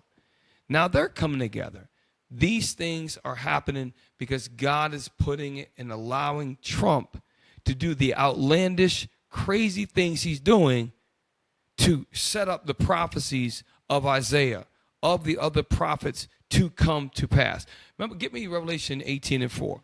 John saw this in about the year, 70 AD, maybe something like that. Because remember, Christ had died. This is John on the island of Patmos. So let's just say it's probably between the year, 65 AD and 90, something like that. So how would this black man see this back then and be able to understand? Because the only way that could have happened for him to see what was going to happen in the future, to write about it, is if it actually is going to happen while we live in the future. A mouthful. Think about it. John saw it happen. In order for it to happen, these things that we're seeing now are going to happen and continue to, our future is going to become a reality, and then it will become eventually history. And John saw it 2,000 years ago. Well, 1,950 years ago. Read. The book of Revelation, chapter 18, verse 4. And I heard another voice from heaven saying, come out of her, my people, that ye be not partakers of her sins, and that ye receive not of her plagues. Right, watch this. For her sins have reached unto heaven. This is not talking about, why do we know that this is not talking about ancient Babylon? You at home, why do we know that? Because it was the Roman Empire. Rome came way after Babylon. This has got nothing to do with ancient Babylon. This has got to do with Babylon the Great. This is Babylon, the daughter. Give me Psalms 137 to further show you that. Why? Wait, first of all, why is a guy on a prison camp during the Roman Empire, why is he even talking about Babylon? Why would he talk about Babylon, which was generations before him? I always wondered that. Because John was given a vision by God of the things that we're going to be going through in the future. Read. The book of Psalms, chapter 137 and verse 8. O daughter of Babylon. Go above it. Yes, sir. Verse 7. Remember, O Lord, the children of Edom. Right, that's the children of Edom. So the children of Edom. Now, did the children of Edom rule ancient Babylon? This is what you got to say. Read on. In the day of Jerusalem, who said, raise it. Destroy it. Even to the foundation thereof. Right. O daughter of Babylon. O daughter of Babylon. Offspring of Babylon. Why? Because they was oppressive like the Babylonians. Read. Who art to be destroyed. Who art to be destroyed. Now, let's go to Revelation 18, verse 4 again. The book of Revelation, chapter 18, verse 4. And I heard another voice from heaven. Another voice from heaven saying, read. Saying, come out of her, my people. The Israelites, you got to come out of this place that I'm about to talk about. that ye be not partakers of her sins, and that ye receive not of her plagues. Plagues, it ain't talking about a doggone bubonic plague. It's not talking about you get scabies or damn malaria. It's not talking about that. Read on. For her sins have reached unto heaven, and God... Gender reveal, all kind of crazy, disgusting immorality, robbers, country destroyers. Read on. And God hath remembered her iniquity. Right. Where's the part that says Babylon? Let me see. Come out of my people. Hang on a second. Wait a minute.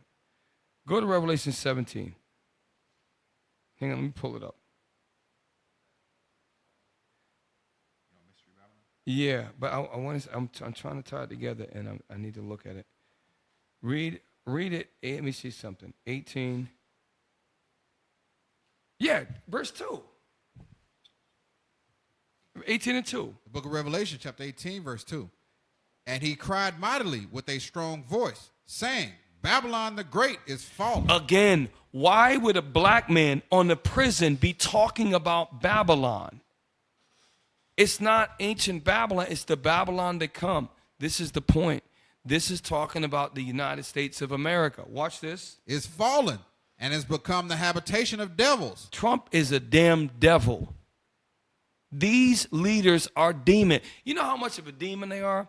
He's got the dude that's in charge of Israel, Benjamin Netanyahu, sitting on the Oval Office couch, giving them bombs, 5,000-pound bombs, to destroy a Palestinian Arab people who have primitive weaponry.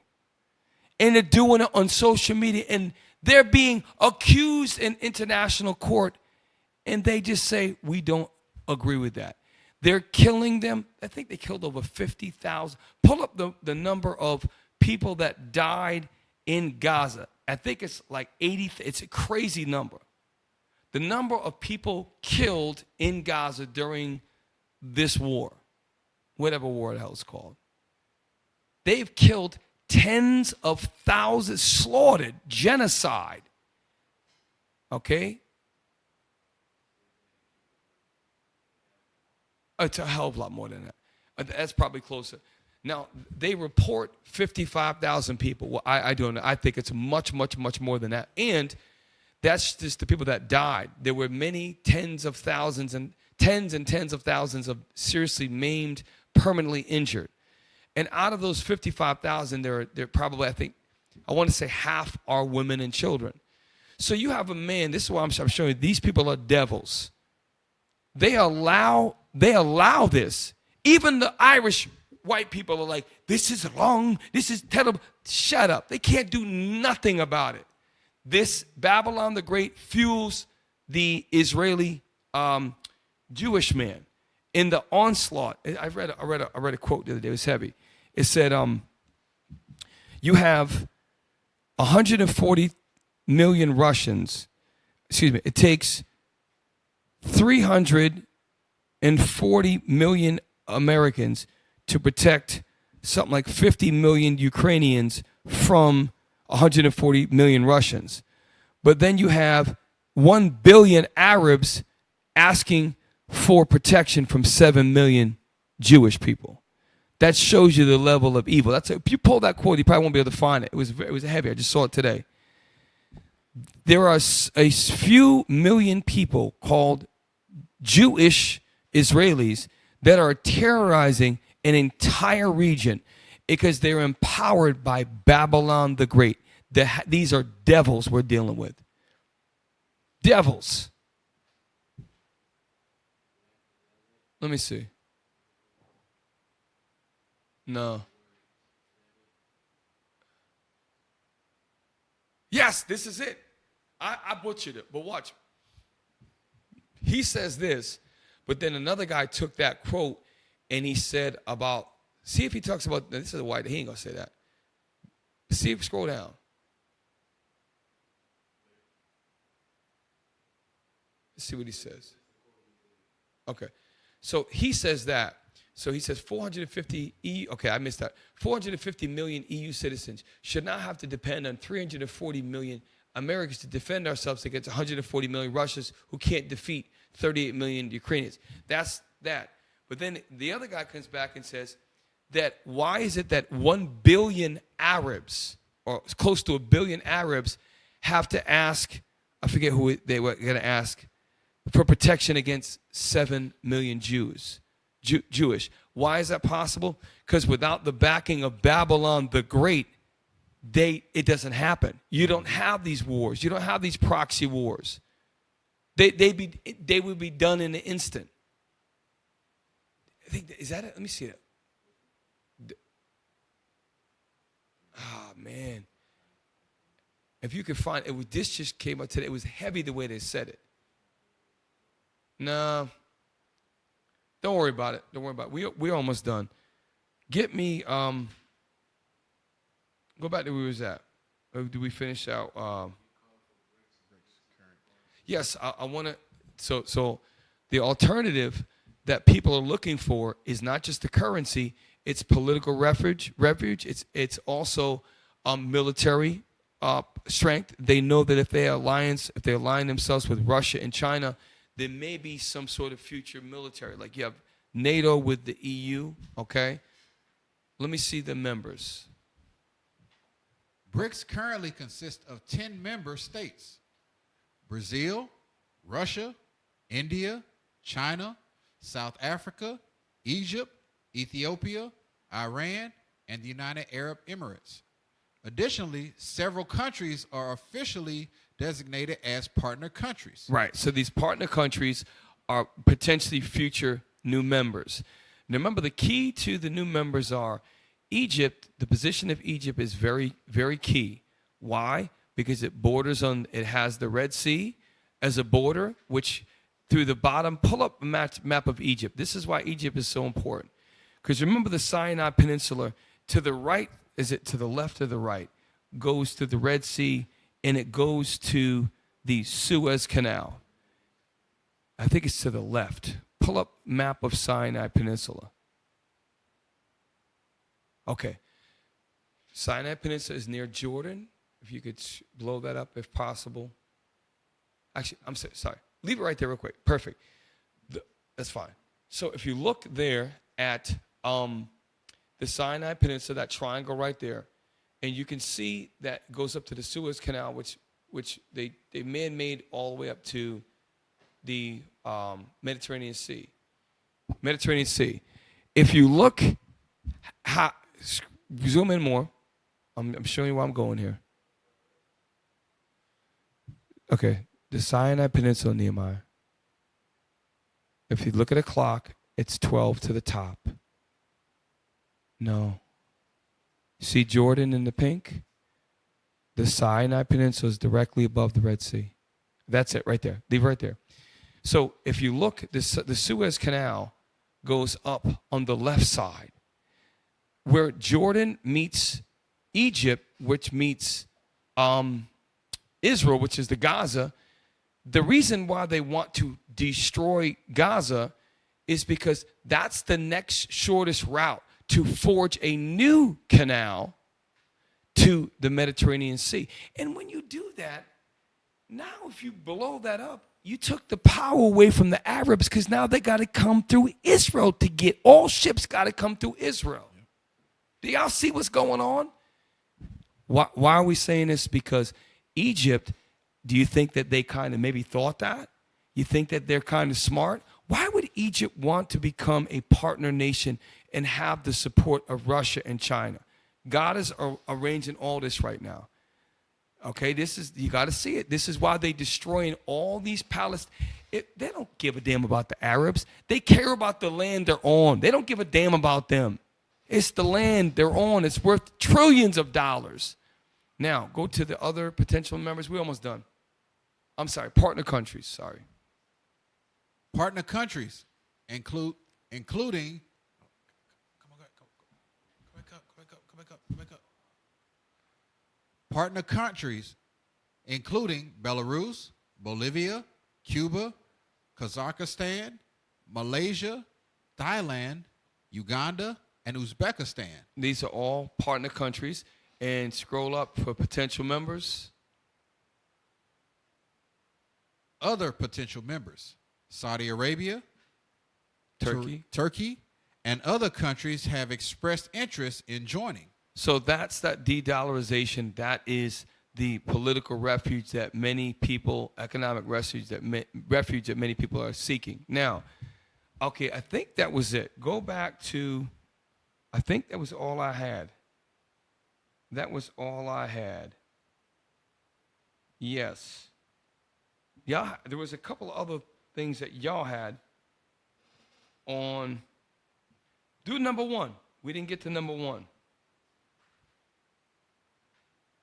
Number one. Let me see this. Okay, we went over that already. Go to number two. There's a couple we missed. We got number two, number three. Three. Mm-hmm. They start about 45 seconds. There's something in there because, you know, the delusion of Esau is crazy. Like, their pride is really on another level.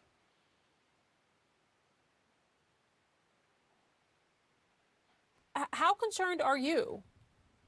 Yeah, I think it's a real issue. It's a real concern. I mean, it's going to bring people's memory back to COVID when we had all sorts of shortages. This could happen again.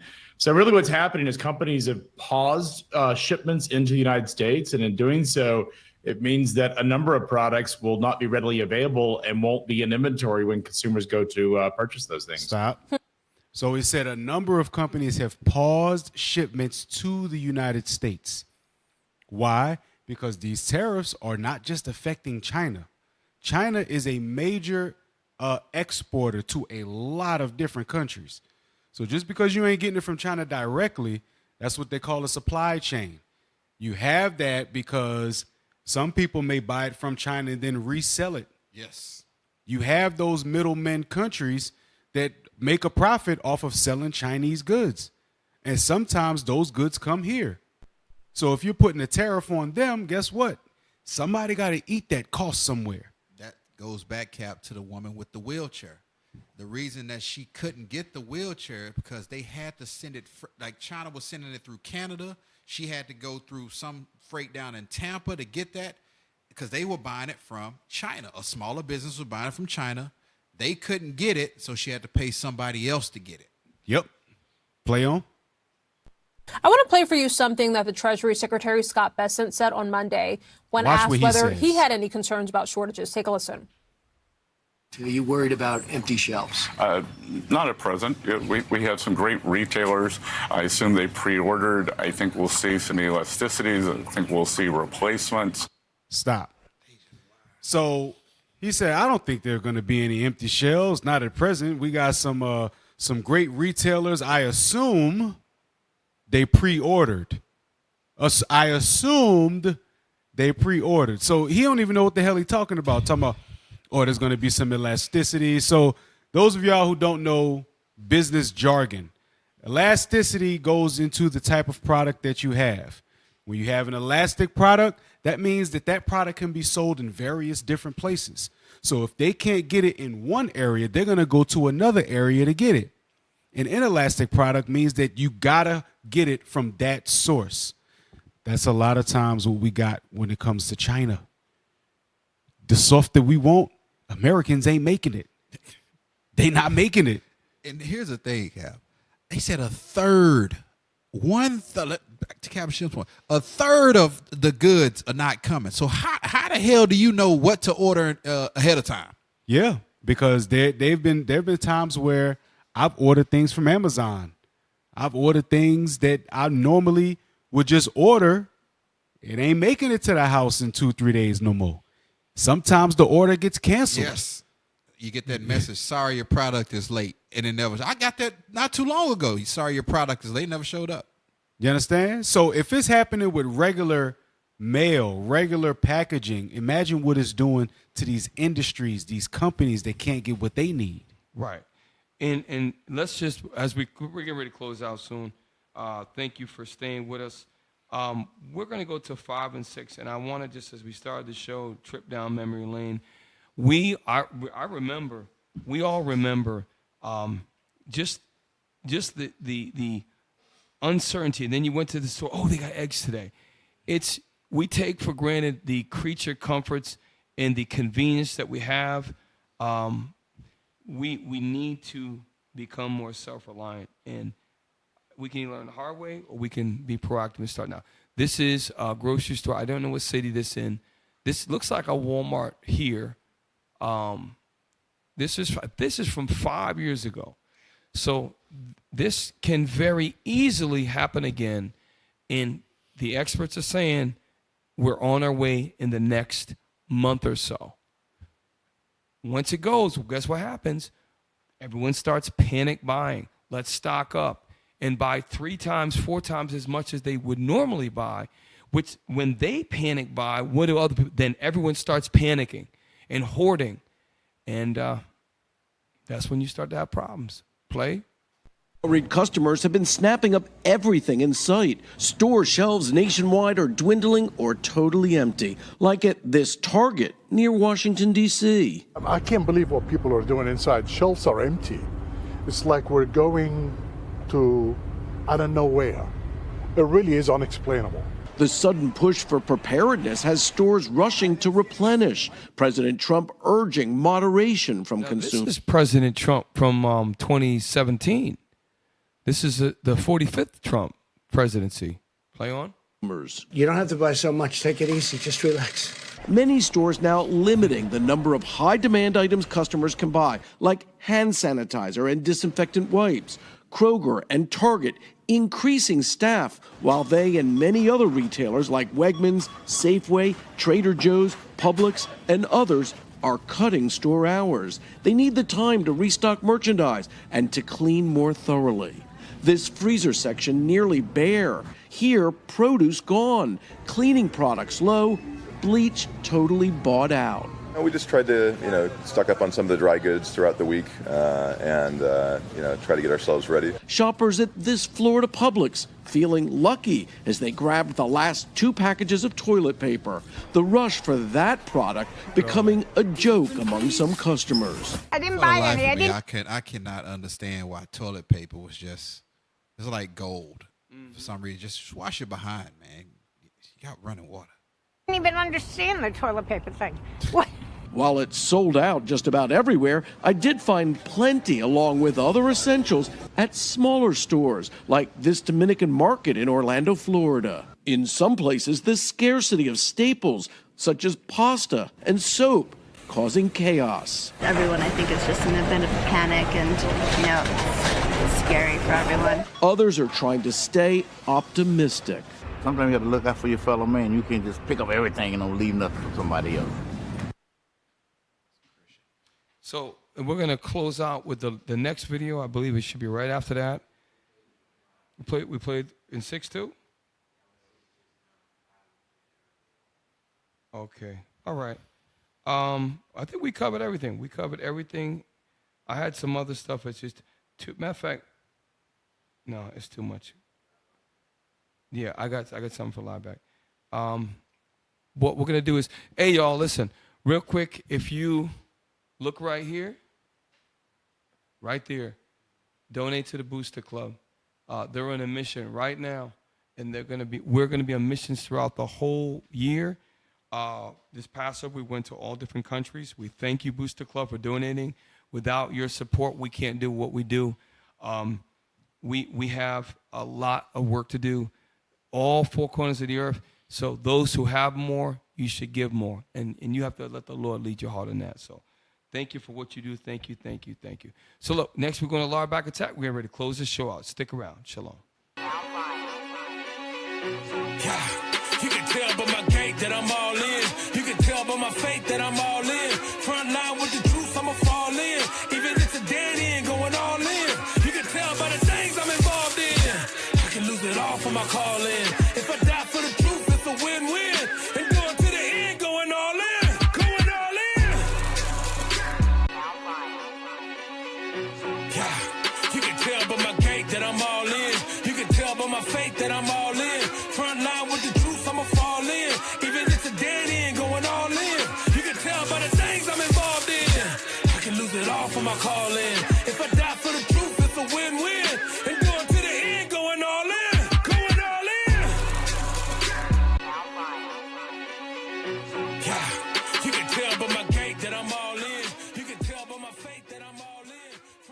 Shalom, shalom, Israel. Welcome to Law Back Attack. It's late. We almost done, y'all. Thank you for sticking around with us. So I want to, this is, I don't believe, oh, this is an ad. Okay. We talk often about how do we as a nation become healthy? Well, if you want change in a nation, you have to get the men on board to buy in first. Once the men get in order, then everything else is going to be okay. And we're having a struggle with a lot of men. Shout out to the men who have already got to the green and men who have already made the effort to do basic things of discipline to get in order. Okay. This is one of, I've used him to help coach and teach brothers about very basic stuff. The benefits that y'all get, instead of eating 3 to 4 to 5 times a day, which most of us did, if you try, and you'll never know, you'll never, ever know unless you actually try it. And you can't try it for 2 days. You got to give it at least a month. These are the benefits from eating one meal a day. I cannot stress to you how important this can change. Even if you're an athlete, even if you're in shape, obviously if you burn a lot of calories, you probably have to do 2 meals a day. If you're a high-level athlete, maybe more. But most of us are not high-level athletes or super calorie consumers. We're not that. So listen to this. This is a review. Watch the whole thing on your own. 23 benefits of one meal a day. Play. So I wanted to create a video on the 23 benefits of OMAD, one meal a day diet, which is not really a diet. It's a kind of a type of intermittent fasting where you're going 23 hours of fasting and 1 hour of eating.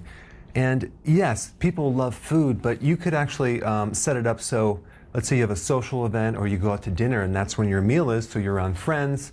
So you're not sitting there at a restaurant just like not eating. That would be not good. But let's talk about the benefits. Number one, you're going to save a lot of money. When you're only eating one meal a day, you'll probably save at least $600 a month just on that alone. It's going to save a lot of time, so you can do other things that are productive. Most people spend a lot of time eating, preparing for food. It takes a lot of work. Number three, improving digestion. You're going to give your... Don't put me up. Oh, there's things called irritable bowel syndrome, and there are other digestion disorders that when you give your dietary or your digestive system the vast majority of the day without food, just by default, it improves digestion, and it absolutely 100% does. Anytime there's been times sometimes I'll do 2 meals a day. There's been very, very few times I've eaten 3 meals, and the times I've eaten 3 meals, I have felt horrible after going from mainly a small eating window per day. Read on, play on. Your gallbladder a chance to rest, the stomach, the pancreas, the large bowel, especially if you have irritable bowel syndrome, it'll actually help you heal that. It improves the immune system. Also, it puts your body into something called autophagy, which is the recycling of junk proteins and damaged protein particles and recycles it into new tissue. But it also recycles viruses, fungus, mold, candida. Y'all got to understand this. If you're eating, and by the way, it doesn't mean you have to eat half a carrot and a Brussels sprout. If you're eating that one meal a day, even if you're trying to lose fat, you're still going to eat a substantial amount of food in that one meal. And you have to study on how to do that. Like, for example, you want to make sure you have enough protein. You want to make sure you have enough fats. You want to have a certain amount of balance of vitamins and minerals. That's obvious, and you've got to research that for yourself. But these are things that is going to help with your immune system. Autophagy means it recycles all things like viruses and all these things. It helps to keep you not sick. Play on.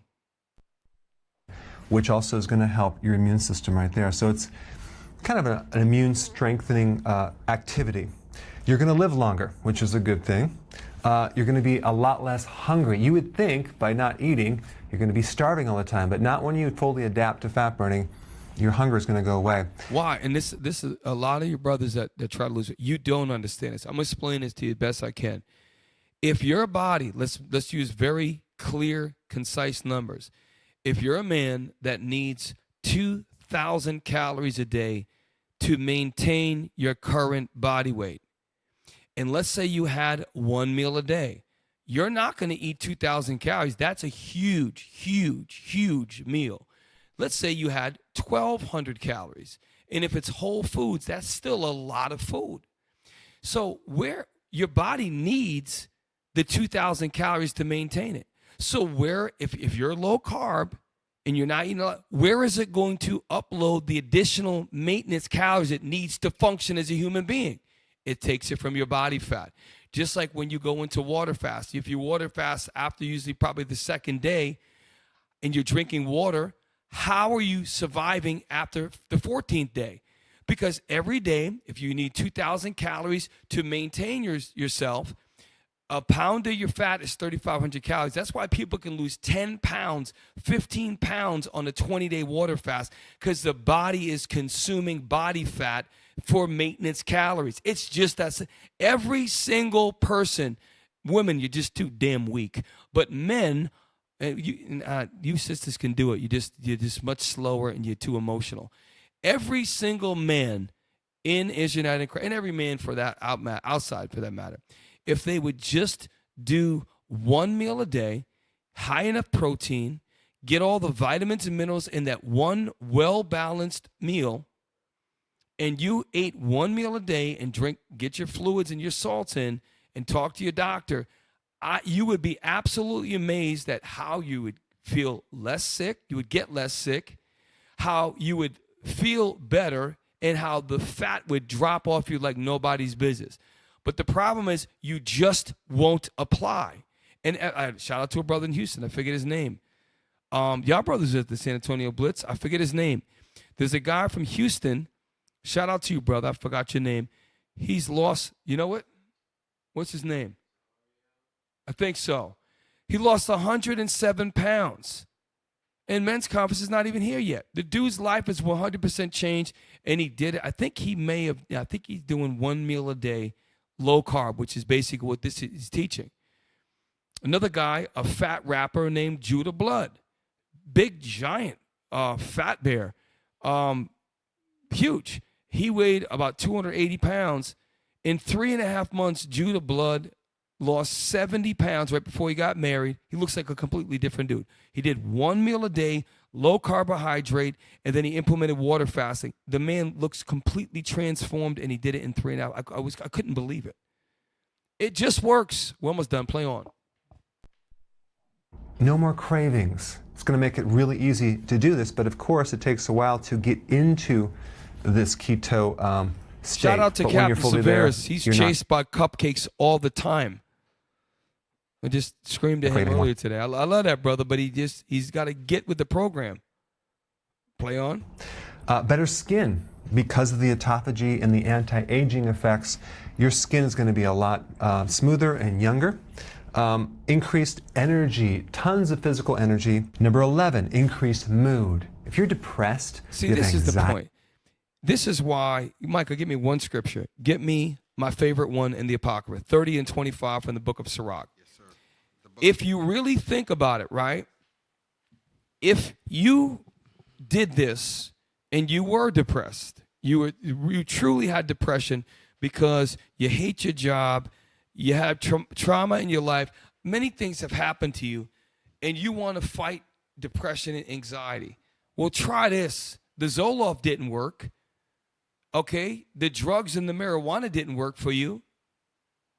This can make you feel better about yourself because your body gets a chance to friggin' heal and repair itself. That's why you fat people make me sick. You're weak and you make me sick. You really, really do. You got brothers in the room with me right now who have tough lives, know what they need to do, don't give a crap about going to camp, part-time soldier, and when you ask them about it, they got nothing to say. They're weak men. Stay away from them, men. They're weak. They're weak men, and they make excuses. Why do I want an excuse-making fat lard ass that can't even care about itself next to me protecting me? Hell no. Stay at home. Stay your fat ass at home. And that goes for you brothers in the yellow and red. You make me sick. Read that. The book of Sirach, chapter 30 and verse 25.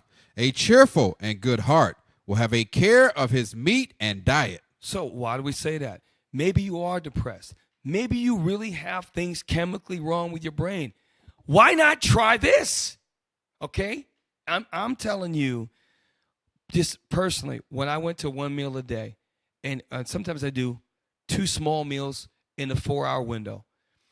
But I had I feel much, much better. The weight is the same as I was in 1995. The same exact everything. Okay, a little bit more gray hair. That's it. Because of doing this. It helps you. You got to try it. You got to try it. Play on. We're almost done. You have to realize that comes from a blood sugar problem. And when that's handled, your mood's gonna come way up. You're gonna feel much better. Number 12, increase cognitive function. This is great for dementia, improving your memory, focus, concentration, all that will improve. 13, decrease inflammatory conditions, whether you have bursitis, tendinitis, arthritis, that's gonna go away. Stop! Because do y'all listen to me? This is why you fat brothers, you make me sick. A lot of you got arthritis.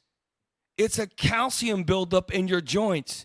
Do you know if you eat 1 meal a day, go low carbohydrate, and eat your food in a 1-hour window, and eat healthy whole foods that are low in sugar, low carbs, do you know that it takes away the inflammation in your body? Did you know that? I know plenty of lard asses that now they can move their knees and all that good stuff. You heal your body. It's just not about the fat loss. Eating like this. Now, here's the thing. Could you do it with 2 meals a day? You probably could. It takes longer, and you'd have to do a tighter window. Like maybe you could eat 1 meal at 2 and then shut the window down at 6. And to high-level, high-performing people, yeah, maybe. But to the average person, 1 meal a day is superior. Y'all got to understand, this is wisdom. Very little is sufficient for a meal. That's not talking about just eating 10 calories. That goes into this. You do not need to eat all the time. Because the proof is, if you didn't eat enough, you'd wither away. Like say you didn't have enough food, you'd go through all your body fat and you would die. So the very little is not talking about 10 calories to 100 calories a day. It's talking about you do not need to eat like a goddamn pig all the time whenever food's in front of you. That's why half of you are fat as hell. Play on. Because the blood sugar issues will cause inflammatory. Number 13, decrease inflammatory conditions, whether you have bursitis, tendinitis, arthritis, or even rheumatoid arthritis. This is great for that. Decrease blood pressure, okay? What causes blood pressure is high insulin. So this program will decrease insulin. Your blood pressure will come down. So you're on 4 different Caucasian invented prescriptions from Pfizer that don't even treat the problem, they mask the symptom. Whereas if you do this, you're going to naturally lower your systolic and diastolic blood pressure, which the next thing, we're going to pause right here. The next thing is the number 1 killer of black men. Black men is heart disease, you fat lard asses. Put it back on him. 15, heart disease. If there's one thing that'll improve your arteries, it's doing intermittent fasting more than probably any other thing that you can possibly do. If we take the reverse of that and do high insulin and you have insulin resistance and you're diabetic, you are going to have a lot of problems in your arteries. Number 16, improving. So I'm going to read it. Heart disease, the number 1 killer of black men. Dementia. Dementia is like what they some people call it diabetes of the brain. When you begin to forget things, it's a neurological disorder. When you eat healthy keto, not keto breads and keto snacks, healthy keto, which is basically the things that were around 400 years ago, right? Like eggs, like meat, like berries, fruits. Like for example, if I live in friggin' Mississippi, I didn't have access to mangoes years ago. You ate what's in the land. If you live on an island of Jamaica, sure, eat mangoes because it's local to you. The point is, when you eat like this and do it very infrequently, you can fix even dementia, which is a cognitive disability. Your brain starts to go, right? Next one is diabetes. So diabetes 1 is very serious. Diabetes 2, which a lot of you in IUSC have, is 100% reversible. Diabetes 2 is an insulin problem, and you can fix it with this. Fatty liver, you can fix it with this. Body fat burning, here's the point. So out of all the benefits of 1 meal a day healthy keto, 19 on the list, one of the many benefits is body fat burning. Body fat burning, belly, all of that does. But the point is, when you do this, you fix everything else. So you brothers, I'm trying to encourage you, because some of you, you're addicted to food and you're weak. And what's going to have to happen is, it's going to get to the point when you get more things taken away from you. Listen, who the hell going to show up at camp with orange boots? Yeah, I want to do my own thing today. Nah, bro. It's black boots. It's black pants. It's purple and gold. What you talking about? Nah, I feel like wearing a red shirt today. No, you ain't doing that. You're going to all get into the green whether you like it or not. You don't have an option. And if you don't want to do that, and you want to be a fat, weak, yellow make me sad, non-disciplined, non-nation time brother, you're going to sit your ass down. And that's what's going to end up happening. We don't want that to happen.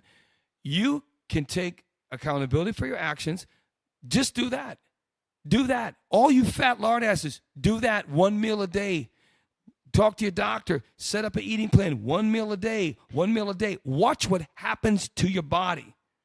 It will fix your body. Okay? So, again, talk to your doctor, because I'm not a doctor. All right?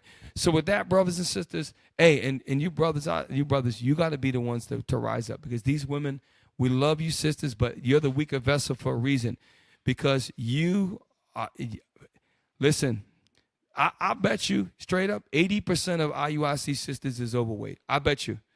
And a big percentage of them are obese. But most of our women are overweight, mostly all of y'all. And y'all play it off with words like, "Oh, girl, I'm just full figured," or you use terminology that is supposed to be like self-loving, but it's defeating. So that's why when all the men get in order, you ain't gonna have a goddamn things to say about it once we get in order. Right now, you got us. That's why I'm just like, brothers, it's time to step up. And if you don't want to step up, you're gonna step your ass aside. There's chairs to clean at the school after the Sabbath. There's things you can do to organize things. That's all you're going to end up doing. The real troopers, the real soldiers, the real warriors, we're going to go fit out to battle. There's scriptures about that, being fit, being of a sound and strong body. I want a big, fat, giant lard ass next to me going to war. That's why even the Esau dumb military, they got standards on being, you got to have a fat Navy SEAL, a big fat 82nd Airborne Ranger jumping out with a parrot. Yeah, I want that. A fat friggin' Marine Corps infantryman. Really? Come on, man. And we the soldiers of the Most High's army. We gotta look the part. We need to be the part. With that, brothers and sisters, thank you for sticking around. Stay tuned. Most High Christ bless. Yeah. You can tell by my gait that I'm all in. You can tell by my faith that I'm all in. Front line with the truth, I'ma fall in. Even if it's a dead end, going all in. You can tell by the things I'm involved in. I can lose it all for my calling. If I die for the truth, it's a win-win. And do it to the end, going all in. Going all in. Yeah. You can tell by my gait that I'm all in. You can tell by my faith that I'm all in. Front line with the truth, I'ma fall in. Even if it's a dead end, going all in. You can tell by the things I'm involved in. I can lose it all for my calling. If I die for the truth, it's a win-win. And do it to the end, going all in. Going all in.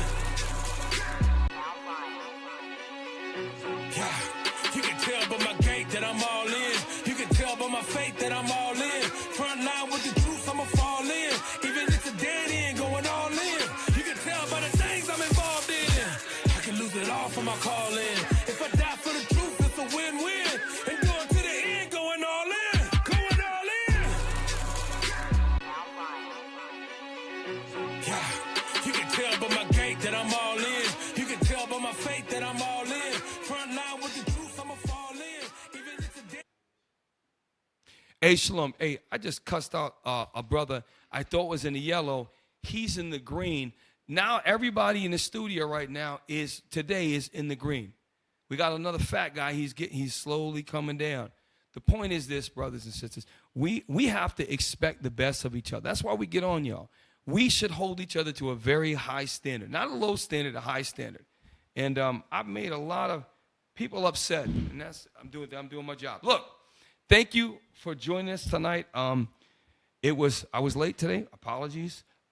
This show should be eye-opening for you to understand that we're going to go through another shelf emptying time. It's already starting. We brought out proof today. There are tens of thousands of shortages just at the Port of Los Angeles, and this is within the last week or so that this is being reported. Stay in the spirit. Let's work together. Let's get our crops going. Let's get our storehouses going. You heard what the bishop says. We have to prepare for famine to come. So with that, anything else we got to do? Are we signing up? With that, we're your hosts. I'm Captain Shem. Captain Matt. Officer Micah. Hey, thanks for sticking around, y'all. With that, we say Shalom.